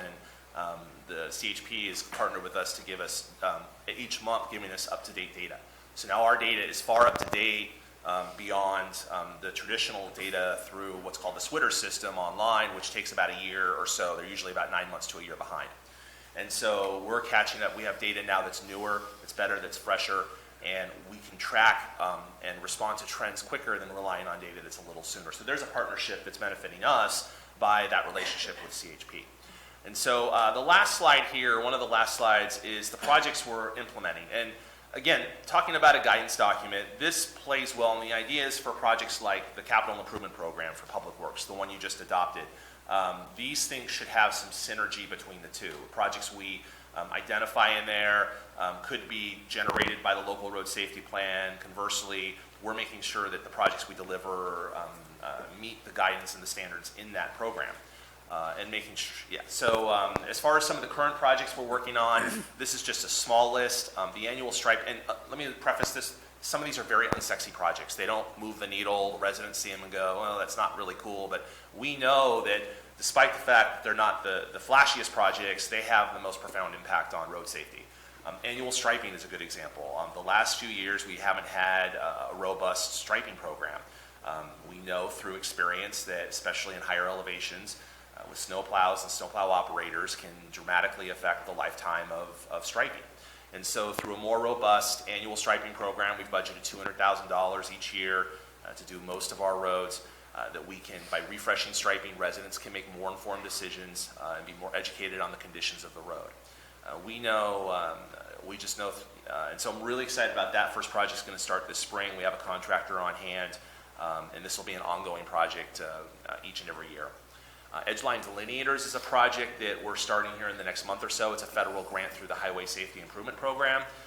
That'll help identify high-risk curve locations by improving striping at those delineators at those locations. Again, to improve the ability of drivers to make informed decisions, in particular in low-light situations like fog, nighttime, snow, etc. Seeing those as they come up to a curve gives them a more informed decision of where the edge of that road is, in particular in rural areas where there might not be much of a difference between the edge of the road and the beginning of a cliff. The road safety and signage audit. This, to me, has the opportunity for the greatest benefit here in Calaveras County. We have a grant that's identified more than 200 miles of road, And we'll be looking at our signage throughout each and every regulatory and warning sign, the yellow and the white signs. We'll be looking at all of those. Where can we improve visibility? Over time, signs degrade in their reflectivity. Those need to be replaced. There's locations that have incorrect speed advisories. Perhaps a curve that should be signed at a 20 mile an hour may incorrectly be signed at a 30 mile an hour, may be incorrectly signed at a 10 mile an hour curve. We can improve what's called chevrons. They're the arrows on curves to improve as folks are driving through the curve. And so this program goes and looks at more than 200 miles and makes recommendations and options to improve our signage throughout the county. And the goal on that is we see through consistency and the ability of residents to make decisions on the road. If that sign is an adequate representation and an accurate representation of what that driver should behave at, they come to trust those signs, and by trusting them and being more educated on the roads and decisions, they can make better decisions, which hopefully lead to reduced collisions. We have a guardrail safety upgrade. That's, again, another federal grant. The goal of that is to look at existing guardrails. A lot has changed in the last 10 to 20 years with guardrails regarding guardrail safety. We found the guardrails that are 30 and 40 years old sometimes have a disproportionate impact on the collision. They could have a worse impact hitting the guardrail than they do if there's no guardrail there. And so we'll be looking at the guardrails at, I think, 7 or so locations to determine what the necessary improvements are and make those improvements so that in the unfortunate incident that a resident or a driver hits that they have a much greater likelihood to survive that incident. Intersection and corridor improvements, things like the Oberns Ferry project, the Mountain Ranch Road project, those are ongoing in our program. Repaving programs, trying to improve the surface of the road so that it's it's safer, less potholes, less inconsistencies in pavement. We talked about the Angels Camp project already. Really excited about that. Again, very small, but an opportunity to team with a partner. And then the next phase of safety grants and programs will be coming out in this spring, spring 2020. And so these are some projects we've never done before here. And I've done them in the past. I've seen tremendous success with them. They're very low cost, high benefit projects. High friction surface treatment, it is what it sounds like it is. It's a very rough road. For lack of a better term, it improves friction on the road. It reduces the amount of run off the road accidents. For those familiar at Highway 17, heading up to Santa Cruz, there was a small stretch of road over a 3-year period. They had 144 collisions due to run off the road accidents. After they put the surface down, 0 accidents in that same location over the next 3 years. So our new collision database system that we have with up-to-date CHP data, we can actually go in, identify high incident curves, high incident locations, those with severe and fatal injuries, and target those specific locations with projects like this over a dozen or 2 dozen locations to have a dramatic impact. Again, one curve won't have a dramatic impact, but a systemic project to look at 2 dozen curves may have the opportunity to greatly reduce collisions. The next 2, again, on the realm of sexiness, they're not high, but thermoplastic striping, which is hot plastic, we can apply it on the roadway surface. It doesn't work in higher elevations because plows tend to pull it up, but in mid and lower elevations, they actually put small glass beads in the surface, which reflects light. And so this high visibility striping, when you're driving along a road, especially at night in fog and snow, has the impact of greatly improving visibility and reducing the amount of collisions. It works for us because it also has a much longer lifetime. A typical thermoplastic stripe under good conditions can last 5 years or more. Normal striping under the same condition may last a year or 2. And so for us, we can see a reduction in maintenance costs by doing a thermoplastic stripe through a federal grant and then be able to focus our funding elsewhere. Recessed centerline markers, this is great in higher elevations where you may have thermoplastic may not work. You can use recessed center lines, either recessed center line striping or recessed markers. Again, proving the ability under low light situations, under whiteout conditions. You now have, instead of a questionable striping, you now have these center line divots, for lack of a better term, with reflectors that makes the driver more likely to stay on that road, reducing collisions. So I think what you see with this, before we close it up and open to questions, and I'm sure you've got a lot of questions, is this focus is really, we will always be a reactive group. We need to do that. We have to do that. But this is our first real effort long-term to identify our vision over the next 5 years, which is systemic safety projects. What can we do over 5 miles of road, 100 miles of road? By doing that, taking that approach and focusing in that way, we have the opportunity in Public Works alone to have a significant impact in reducing collisions. And then these partnerships, whether it's CHP or fire or the City of Angels Camp, has a cumulative impact. So again, in total, with all of these things in mind, our hope and our goal, and it's an ambitious goal, but I think it's a very achievable goal, is to reduce our overall collisions by 25% by December 2023, and reduce our fatal and severe injuries by 50% by 2025. And so to that end, I'm sure you have questions, and both Chantel and I are here to answer any questions you may have. Thank you. Supervisors, do any of you have any questions? Mr. Garamendi? Great.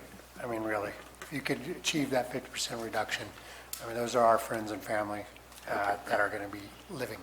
So that's really important. When you look at the data for the fatalities throughout the county, are you finding it in certain areas? I mean, a lot of our population lives down in lower elevations. Are there more fatalities up high because of EMS response, or is there any patterns that you're seeing? Yeah, it's a great question, and the answer is no. I mean, we have areas of high incident, and so we pull up data, and it's proportionate to the amount of traffic, right? To the most part, if you have high, busy locations, I know one that comes off the top of my head is Gardner and Olive Orchard, and 26 is a location that has a large number, and that's on a Caltrans facility. We find that fatal and severes have a somewhat they're not necessarily correlated to the total, because sometimes the conditions and the situations related to those incidents are outside of the range of the actual incident itself, like whether you wear your seatbelt versus not wearing your seatbelt. That's a social decision, has nothing to do with the road condition. It has nothing to do with the actual collision itself. Obviously, the deployment of an airbag, the age of the person in question. If we have I've seen the same incident with someone who's much younger walk away with much less of an injury than someone who maybe isn't as good a shape to withstand that injury. So what we found is, and we could share that information offline or separately, is we found that fatals and severes, there's not some divining rod or that there's this one particular location, there's a bunch. It tends to be random and sporadic. But again, that's why this is so important. Because if we wait to look for a pattern in fatal and severes, or a pattern, it can take decades before that happens. So this is our effort and our response to stop an incident before it actually happens, and do it before it's actually even identified by us. Thank you very much, Josh. Thank you very much, Chantal. Mr. Stopper? Thank you for bringing up Olive Orchard and Garner. That's been a hot topic I've talked to you about since before I was sitting behind the dais here, and I appreciate the work you are going forward with on a planning grant and everything else on that. So you already touched on it. Thanks. Mr. Tuffenham? Yeah, Josh, the statistic that you provided to us, how many of those are actually county roads versus Caltrans roads that we have very little control over? Yeah. So this data, it's a great question, and I put this in the slide. This is actually our data. So our system can pull state data and pull out the state highways. So this is Calaveras County data only. Now, the data about the overall collision rates that I shared, Calaveras, Amador, that's statewide. The state data doesn't discriminate between that information. But that table there that you see is purely county roads. It doesn't include private roads.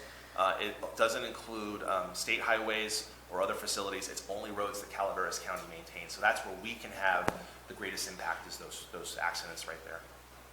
And the fatality rates, that was statewide as well.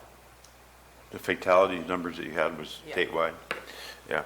I'm sorry, it was state roads as well as county roads. State roads as well as county, okay. Yep. The other question I had was, I guess since you separated it out, and these are only county roads, it was kind of not relevant, but my question was going to be geared towards Caltrans now. Whenever they do any road improvements, their design is a 70-mile-an-hour design when they go back in and redo the roads.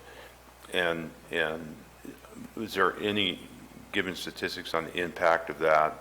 Has it increased or decreased collisions or any accidents or anything by them doing that. Yeah, and I can respond kind of anecdotally. I don't have a perfect apples-to-apples answer to that question.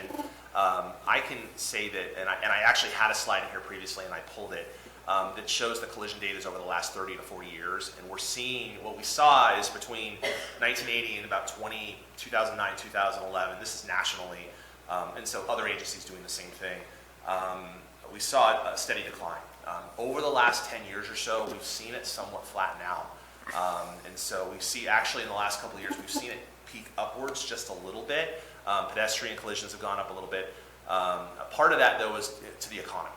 And so the economy is much better than it was in 2012, 2013, a lot more cars on the road. And so the collision rates are actually almost identical. This is, again, why this is so important, is because all the tools that we're used to using, and all these reactive tools and everything else, we've done safety, and a lot of it's related to safeties of cars and design improvements in vehicles and things like, turn systems and all those lane avoidance systems. All those things help, but we've seen kind of a flattening. Like, there's not much more we can do with the tools we use now. And so on the Caltrans side, I can say anecdotally that they've seen a slight reduction, but I can say nationally that we're seeing, things are kind of flat. We're not seeing those gains. I think the gains that you're looking for that we love to see, I think something more dramatic has to happen. Things outside of our control, and I'll save that for another discussion. But yeah, I know I didn't totally answer that question. I hopefully hit on parts of it. Thank you. Yeah. Mr. Miller? Yes, I find it rather interesting about fatalities or injuries, that the drunker you are, it seems that you survive better. Just from personal experience, I've seen that happen too many times. But I'm sure that there's identifiable road segments within our county system that that need more attention than others. And you folks have probably pretty well put those together. I see them on the CIP and in other pieces that we've already looked at today. But what I'd like to address real quickly is that you've set some parameters and some goals. And with those comes a cost. In other words, there's going to be a cost associated, whether we pay it or it's HTIP or how it's done. But have you identified what those costs are going to be to achieve the goals that you've set here? Yeah, I haven't gone through and done an actual analysis of especially some of the planning level as part of the local road safety plan. And that's part of the joy, right? It's a guidance document. From there, when the rubber meets the road, that's a little bit more difficult. It's meant to be an achievable part. I can say from our side, I've looked at it a little bit because we have a limited set of resources, and we talked about that in particular with the road projects with Senate Bill 1, a lot of the benefits we need. Part of this will be when we repave roads as part of the Senate Bill 1, we'll be implementing some of these safety measures, whether it's recessed markers, thermoplastic striping, things that we can do as part of that project that are included in that funding to do that. A lot of the projects that we've identified here, whether it's the road safety audit, high friction, thermoplastic recessed centerline markers, are through what's called the Highway Safety Improvement Program. It's a robust federal grant program. Rural agencies tend to do pretty well on it. I've participated in that state committee in the past, and so I have a very good working knowledge, and my staff has a really good working knowledge of how that committee works. And so we know the sort of projects that do well. And we've seen, and I didn't list some of the alpine and mountain regions on here, there are counties that share our characteristics that are much lower on that list. And a lot of those counties are doing these exact measures. So again, we have a blueprint on how to do that. And the costs of these aren't expensive. I could say, the road safety audit, the actual construction, the design is more expensive than the construction because signs aren't, and by and large, aren't overly expensive. That'll probably be somewhere about $1 million total. The edge line's really small. Our annual striping is $200,000. High friction surface will probably be $500,000 to $750,000 almost entirely or entirely funded through federal grants. Thermoplastic striping is very cheap. And all of these things have incredible benefit cost ratios. So when we look at the benefits over time, the reduction of collisions and the cost to do those, and the fact that they're almost entirely federally funded, the actual local cost to us is pretty minimal. Just maybe a small local match here and there, and then our time. So pretty minimal versus the potential gains. My only, maybe I need to restate it a little bit, Sorry. but my only concern is that if we set goals, that those goals are achievable because we don't put ourselves in a position where we can't financially make it happen. So I just want that to be part of the conversation and the importance of how you're going to fund it. I know the HSIP is there, but how are you going to fund it, and can you meet those goals by 2025? And the goals were, and now let me dig in on that. So yes, I think they're achievable goals. I wouldn't have put, and actually, there's a state template, and the state template recommends to some agencies to adopt a zero fatality rate by 2020 or by some age. I think that's unrealistic, especially with some of the randomness that relates to fatalities. That's impossible to match. So part of this was, what can we see? I looked at some of our partners that have lower collision rates, similar alpine or mountainous regions that have, and I looked at theirs and I used that as a target. And so that's why I think 25%, I think, and it recognizes that by 25 to 2023, all of these projects in the current project will be adopted, completed, and we'll have 2 to 3 years of data on that. That's why I think that's the case. And then these projects on the lower side, lower right-hand corner of the screen, those are ones I hope to adopt, get the grant funding and do by 2022, 2023, which then gives us a 3-year period to track those. So those dates of 2023 and 2025 were picked on purpose because of the implementation of both of these. So I think they're achievable targets, and this is just our control too. If we can work with partners, whether it's CHP, et cetera, to make some improvements there too, I think it's an achievable target. One of the things I found in my areas is that oftentimes the CHP data is not complete. Because I compare it to the fire service and their responses to particular incidents on public roadways. There are missing links because if it never ends up in a CHP report, you don't have the data, but it's still there. And I refer to down there by the Lakes Treatment Center and the number of vehicles that have gone off the road onto their parking lot. Only one CHP report was ever issued, and yet I can show through the fire service 4 separate days of the same thing happened. So I just want to be sure that we're carefully understanding that CHP data is not the final answer here, and that there is more in the background. Yeah, and I agree with you, and I have to chuckle a little bit because when I talk to individual residents, everyone's convinced that their location has the highest amount of unreported collisions in the county, and so that is part of and part of what we do too is when we see the collisions. We go look and you can see evidence. If it's a guardrail that's been hit multiple times, you know that there's a much higher, and we know that especially at night, especially in a rural area, someone gets in an accident, it's a non-severe or fatal. Severe and fatals almost always get reported. If it's a minor property damage only, we don't get those. And so the way the system works, especially the Highway Safety Improvement Program, is it disproportionately favors accidents with fatal and severe injuries. So property damage order, you need to have 15 property damage only accidents to kind of equate to 1 severe. And so that's one of the good things. We do encourage folks, even though sometimes it's long and laborious, that, report collisions, because this is what we rely on, is this data.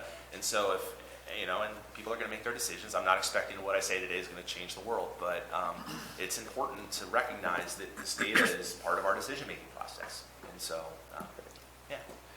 Well, thank you for stepping up and making this happen, Chantel, for your work on it as well. And I'm sure that I'm going to look forward to how this works out. Thank you. Okay. What I'm not clear on, I understand the vision. I truly appreciate there's a strategic plan in place. But then you have your capital improvement projects, and I'm still not clear on how they dovetail. Do you use SB1 money for your striping program, which we have every year? And yeah, I'm waiting for you to come to D3, and I'm 3 years out, so I'm interested in how these are going to We have a lot, dovetail. in my defense, we have a lot of projects in D3 this year. Paving may not be the one, but we have a lot of other stuff between Blagan and well, that's a different discussion Yeah, you just gave me a bridge, right? Yeah, exactly. I'm Murphy's looking Drive. for another Yeah, one. that's a different discussion for a different time. But the thing I want to highlight is the projects, for example, they feed off each other. So, we already had the road safety audit, the edge line delineators, the annual striping. We're already in the capital improvement program. We recognize that projects in there provide a significant safety benefit. And so we populate that into the local road safety plan. The local road safety plan also has an opportunity to identify new projects and programs to potentially populate the CIP. And so, for example, we have, let's say, high friction surface treatment, really cool project. We identify that in the local road safety plan.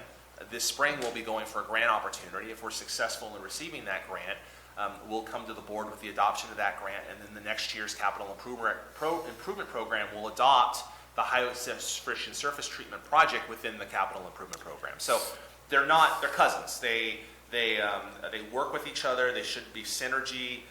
We shouldn't be doing projects in the CIP that don't reflect our vision and mission in the local road safety plan, and projects identified in local road safety plan should be identified in the CIP.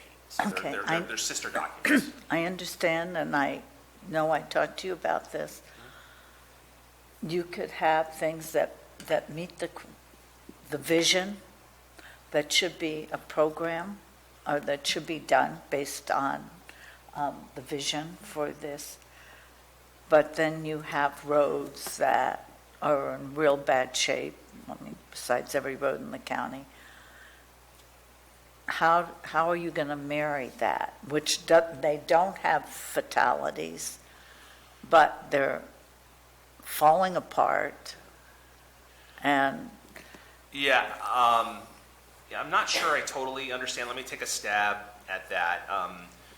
So roads in rough shape, first of all, a lot of the projects you're seeing here have nothing to do with pavement condition. So things like the road safety and signage audit has nothing to do with road condition. Guardrail audit, nothing to do. Striping, yes, striping does have that. So it doesn't make sense, for example, for us. It still makes sense for us to restripe a road, even if the road's in pretty poor condition. We may not thermoplastic it because thermoplastic's 3 to 5 times more expensive. You know, it doesn't make sense to put a really expensive treatment on a road. We may be coming back in a couple of years to resurface. One of the interesting things is, roads, while we want to fix our roads, maintain them, a lot of times we see the low speeds related to roads in pretty rough shape, and we don't see a high collision rate. 'Cause a lot of times those roads have low volumes. A lot of times those roads are low speed, they're in mountainous areas. And so, so actually those conditions may be a little bit conducive to some sort of traffic calming. And I don't want to suggest that we let our roads go to pot because we want to keep vehicles slower. We need to maintain our roads. It's a critical element. But, I think that, like I said, a lot of these programs have nothing to do with pavement performance. They have to do with all these other factors that can help reduce collisions if done properly. Did I hit it? Did I hit the spot or? yeah, sort of. So Okay. I think I got it. One more. You mentioned about speed limit signs and making sure they're correct or no. Doesn't that have to be done per the motor vehicle requirements? Yeah, and I mean- what I meant by that is, and speed limits are speed limits, and those are adopted by a very strict set of laws. And I don't want to spend 5 minutes today going through the details of that. But curve advisory signs are a little different. Those are your yellow on black signs. You see like a curve arrow, and it may say 15 or 20. And so those are different. They're not speed limits. They're speed advisory signs. They're put in speed limits. If you have a 35 mile an hour speed limit zone, but individual locations suggest speeds lower than that, you want to use those signs because you don't want to have 87 speed limits for every curve. You want to have these advisory. What we do though is we actually have a device as we drive around it. It's called a ball bank indicator. We drive around the corner and we measure the G's pulled, by driving around the corner. And there's actually studies show that based on a certain amount of G's, you should sign it at this speed. And so what happens is over time, that sign may not accurately reflect what the actual speed should be driving around that corner.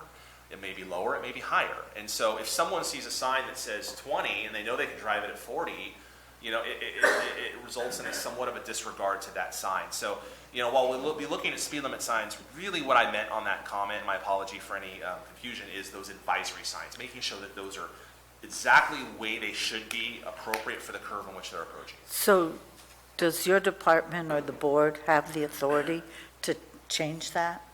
The advisory signs? Yes. That's a pure safety thing. That has no requirement of the board. That's all done by engineering study. And although we won't be changing the speed limits, we will be looking at the speed limit signs to make sure they're the appropriate size, they have the appropriate reflectology. Yeah, or sometimes we adopt a speed limit and we may inadvertently miss a sign, right? Yeah, we reduce it from 40 to 35 and maybe there's an old 40 sign we thought we got, we just didn't, or things like that. So we'll be looking at that as well to make sure we're consistent in our sign and make sure that the zones actually match. Okay, I got a request recently for somebody who lives in Lakemont, and 4 are disaster, but similar. But they had said, can we, in this case it'd be Caltrans, paint the speed limit on the road? Do you think that serves any purpose? I've noticed in Sacramento, it'll say Highway 50 or 80, but that's more directional versus a speed. I can answer that.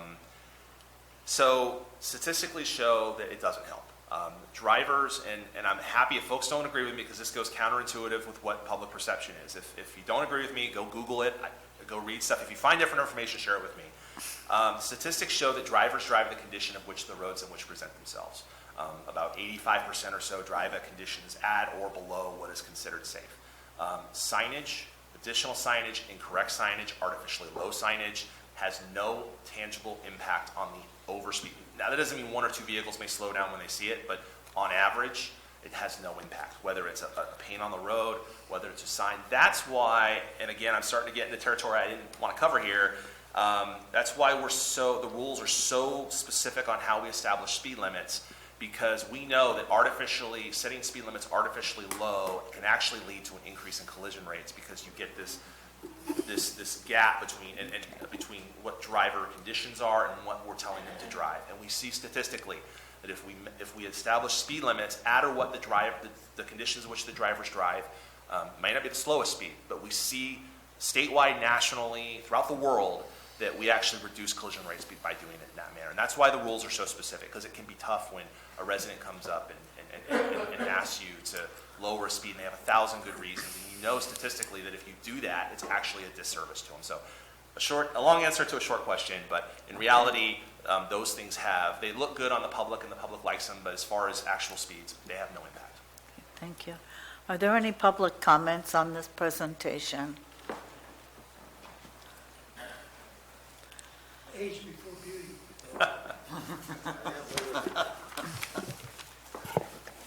I'm Will Moore from Rancho Calaveras, and in that Garner and 26 intersection, I use that every day, so I'm familiar with it. And the main problem I see there is to the west, about 1/8 of a mile, there are trees growing close to the road, so it's a short sight distance on that side. But overall, I see this, what I call fog lines, but you're calling edge lines. That, to me, driving is the main problem in the whole situation. In the subdivision where I live, I complained to the homeowners association and get some fog lines out there, and they did it. But I drove to Angels Camp from Valley Springs on Sunday. I had a near head-on collision going, but had some uncomfortable moments coming back at night. Driving at night, they should be using that ground glass in the edge lines.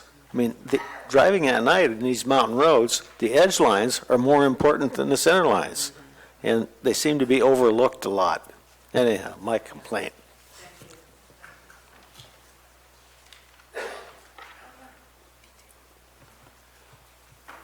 Well, he had some good points. Also, this is an excellent presentation. I'm beginning to think we're getting an awful lot of things solved in our Director of Public Works. We're going to have a point pretty quick where everything's going to be solved. There'll be nothing more for him to do. And I'm thinking that maybe we can rent him out to other counties as a profit center, reduce taxes. No, he can keep going. All right. The previous speaker had a very intelligent point, and that's the wrinkle, how do you call it, the crepe lines or wrinkle lines on the side of the road and also on the center lines seem to have a positive effect on reducing, but I don't know if there's been any studies done on that to show what's the difference in having just white lines or wrinkly white lines. I know one thing for sure, if I have a number of people in the car with me and I hit one of those lines, oh man, they really abuse me like I'm a bad driver. And so if they can train me, maybe it saves lives. Thank you, Mr. Segala. Thank you. Lori White from Angels Camp. I just have a quick question that kind of comes under, there's something wrong with this picture. And I'm not sure that we can do anything about it or this gentleman has any impact on it, but I want to mention it anyway. As many of us drive down to the valley to do whatever we do in the valley or go somewhere, go down Highway 12 through Valley Springs, and when you get past the intersection that is actually in San Joaquin County at 88, you see about 1.5 miles of guardrails along protecting flat land. I don't know what they're protecting the vehicles from doing, hitting trees maybe. There's maybe some old oak trees along there. I'm not too sure what it is, but I know those guardrails come in the tune of hundreds of thousands of dollars for, just a small parcel of them. But yet, on Highway 49 going over to Sonora, there are 2 or 3 curves along there that turn to the left, and if you're driving to Sonora, just the least little bit of distraction, and you could go right straight off of the edge and very possibly roll your vehicle. And I wonder how San Joaquin County managed to get hundreds of thousands of dollars to protect a couple of trees, or maybe they're protecting the grapevines behind those trees, I don't know. And yet we have so many of our residents traveling over to Tuolumne County who can be dumped off the side of the road because there's no railing there. So I don't know if we do that, but it's certainly something that I think most of the residents here think about. Something wrong with this picture. Thank you. Thank you. Any other public comments on this? I came here especially for this. Thank you so much. I'm so glad someone is talking about this, because this has been my soapbox topic for like 4 years in Tuolumne County. And I'm concerned that we kill people. So if you go down Washington Street or whatever, chances are if you're a pedestrian, somebody's going to try to hit you every single day, all day long. So I would disagree with some of your statements, but I don't live here, so you don't owe me anything. But if you drive on Stockton Road in Sonora, we had 9 accidents last year, and that's where our 2 fatalities were. So it does matter where the intersections are, and I think it's important to know that data. And I'm really sorry that CHP didn't come here, because I've met with your accident investigation officer here myself, and he would have had a lot to offer, I think, and been supportive. So you might want to ask him back another time. So the Federal Highway Administration has come out with a National Pedestrian Safety Action Plan in the last few months, so you might want to check that out. And just last week, the California State Transportation Agency published their Zero Traffic Fatalities Task Force report. And that's going to change, especially, I believe, the way we look at speed limits. Because speed limits on our roads are set by, if you do a traffic study, 85% of the going speed. So if everybody speeds, that's going to raise your speed limit. So in Tuolumne County, that caused the speed limit to go up on Stockton Road, which wasn't safe. Made it go up on Tuolumne Road, which wasn't safe. So if you drive out to Black Oak Casino, be careful.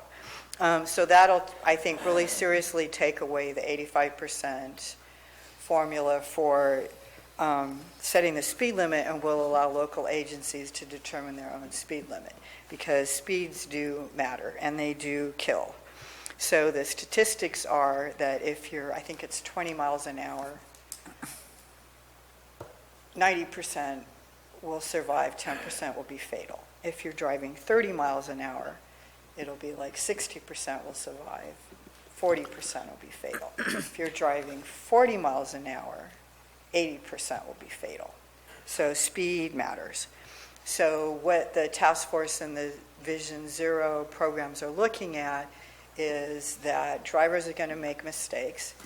People aren't going to pay attention. So what you have to do is modify your roads and your traffic patterns so that if something happens, it will not be fatal or serious. So we did have, I think it was in December, a head-on collision in which nobody was injured.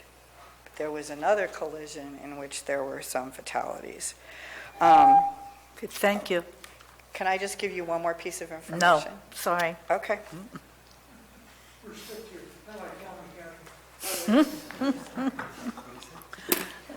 We restrict you. Any more public comment? None. Okay, I want to bring it back. Ms. Beck, I think there were just a couple of questions that maybe need addressing. The trees close to the road, is that not part of the plan? I thought I read somewhere. There's opportunities to do that. Again, I worry about starting opening Pandora's boxes because a lot of the trees, especially trees in rural areas, are outside of our right-of-way. In particular, a lot of our rural roads are prescriptive in nature, which means we don't own the underlying rights, which means we have very limited ability to remove trees except from immediately from the road and the road shoulder. And so there may be trees that are literally 3, 4, 5 feet away that we have no legal right to remove. It's a private property owner, it's a private property concern. And so we try to work with the private property. A lot of times those trees are safe and there's really not an issue. But that's one of the struggles we have is we just don't have the legal right. And, where do we go from there? Is it meets a standard, but it's a little closer than we like. What do we do? And so, by and large, if there's a tree that's there, that's in the right-of-way, we do that all the time. We get a lot of requests from the public. We look at each and every tree. If a tree is dying or is otherwise a hazard, we remove that tree. Some folks disagree with us. Or it's a brush clearing. Brush clearing, et cetera. So, yeah, we do as much as we can within the guise of legality. We are limited somewhat by law, by the fact that we may not even own the property in which the tree is. And so that's a misnomer that I think some folks aren't aware of.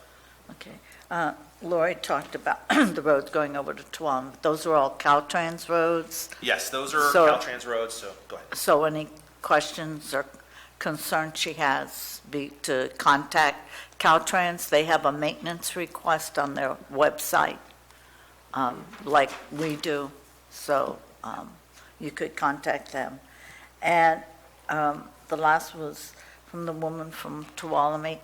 Are we going to, we can set our own speed limits? No, I think she's referring to a program they're looking at. I've heard a little bit of this about giving increased local authority to establish speed limits. It hasn't, I've been kind of paying attention to it a little bit on the state side. It hasn't gathered much traction. I know our legislative representatives, despite the fact that a lot of times we want local control, I'm not sure that the local agencies want to have that local control. But again, it's something that I've seen a little bit. It hasn't had a lot of traction that I've seen. Doesn't mean it won't occur. And they're always tinkering and changing. Since the speed rules, since I started doing speed limits about 23 years ago, the rules have changed about 5 or 6 times. They've been trending downwards. So they've been giving local agencies a little bit more control and authority to reduce speed limits, or I'm sorry, to do the opposite way. So they've actually been restricting us a little bit from our authority to, we used to have authority to reduce speed limits a little bit more than we used to. And so we've seen that, the state's actually taking action opposite of what's happening. With that said, I shared some of the data about we've seen some collision rates actually kind of steadying or dropping a little bit. And so, I don't have any action. Beyond that, I don't have anything else to report besides I've seen some literature on it. Well, Chantel, Josh, I want to thank you very much. This is really strategic, and it's a great vision. And I'm sure I speak on behalf of the board how much we appreciate the work that went into this. Thank you. Thank you. Oh, did you have something? Go. I'll make a motion to support the department's recommendation to adopt the LRSP. Second it. A motion by Mr. Stopper, second by Mr. Mills. All in favor? Aye. Passes on a 5-0 vote. Oh, you voted too? Passes on a 6-0 It's been a long vote morning, I of the board. apologize, board. You're going to have to become a resident of Calaveras County, sir. Thank you.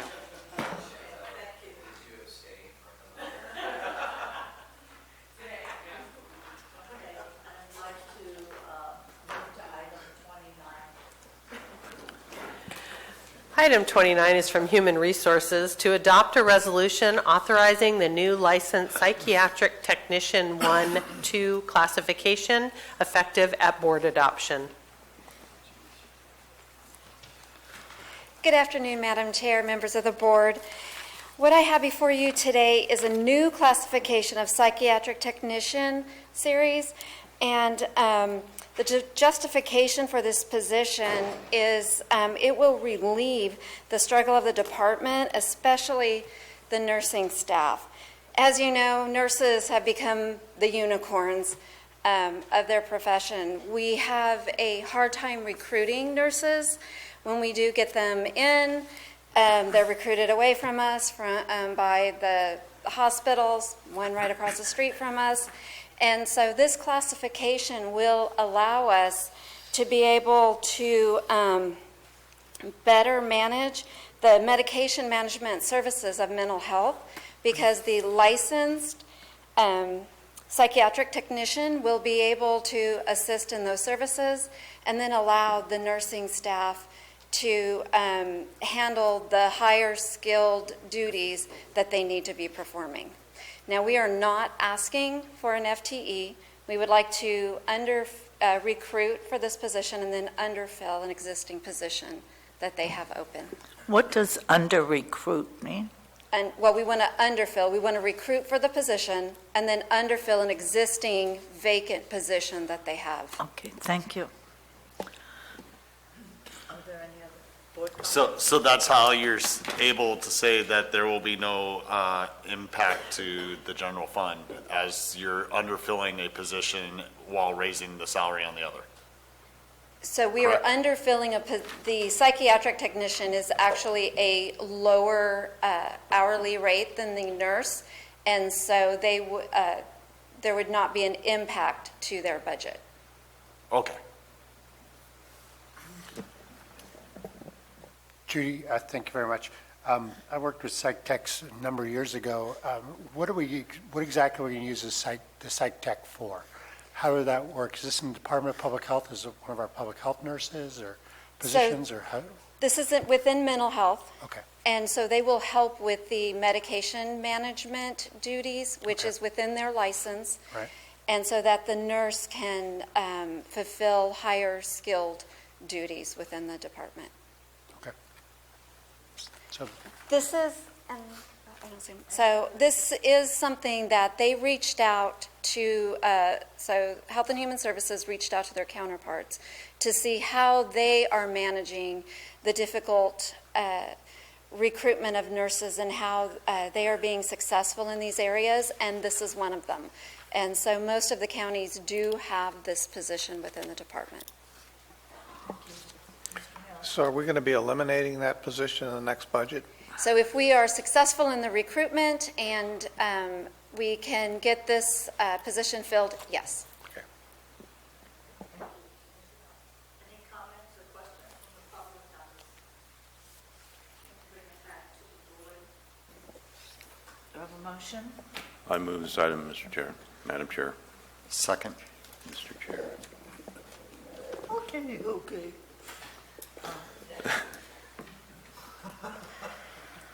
I don't know what's in my water. Motion by Mr. Tuffanelli, second by... Microphone, please. Oh, I forget. Well, that's your job. Motion by Mr. Tuffanelli, a second by Mr. Stopper. All in favor? Aye. So moved. Thank you. How did Josh vote? Okay. Move to item 30. Item 30 is from the Clerk of the Board of Supervisors, the appointment of applicants to serve on various committees, commissions, advisory boards, and county service areas. We have a number of vacancies with applications. The first is for Altaville Cemetery District, one vacancy for a term expiring 12/31/2021. An application was received from Carla Roleri. The next is for the Copperopolis Cemetery District, one vacancy for a term expiring 12/31/2023. An application was received from Barbara Cheney, who is an incumbent. The Law Library Board of Trustees, one vacancy for a term expiring 12/31/2020.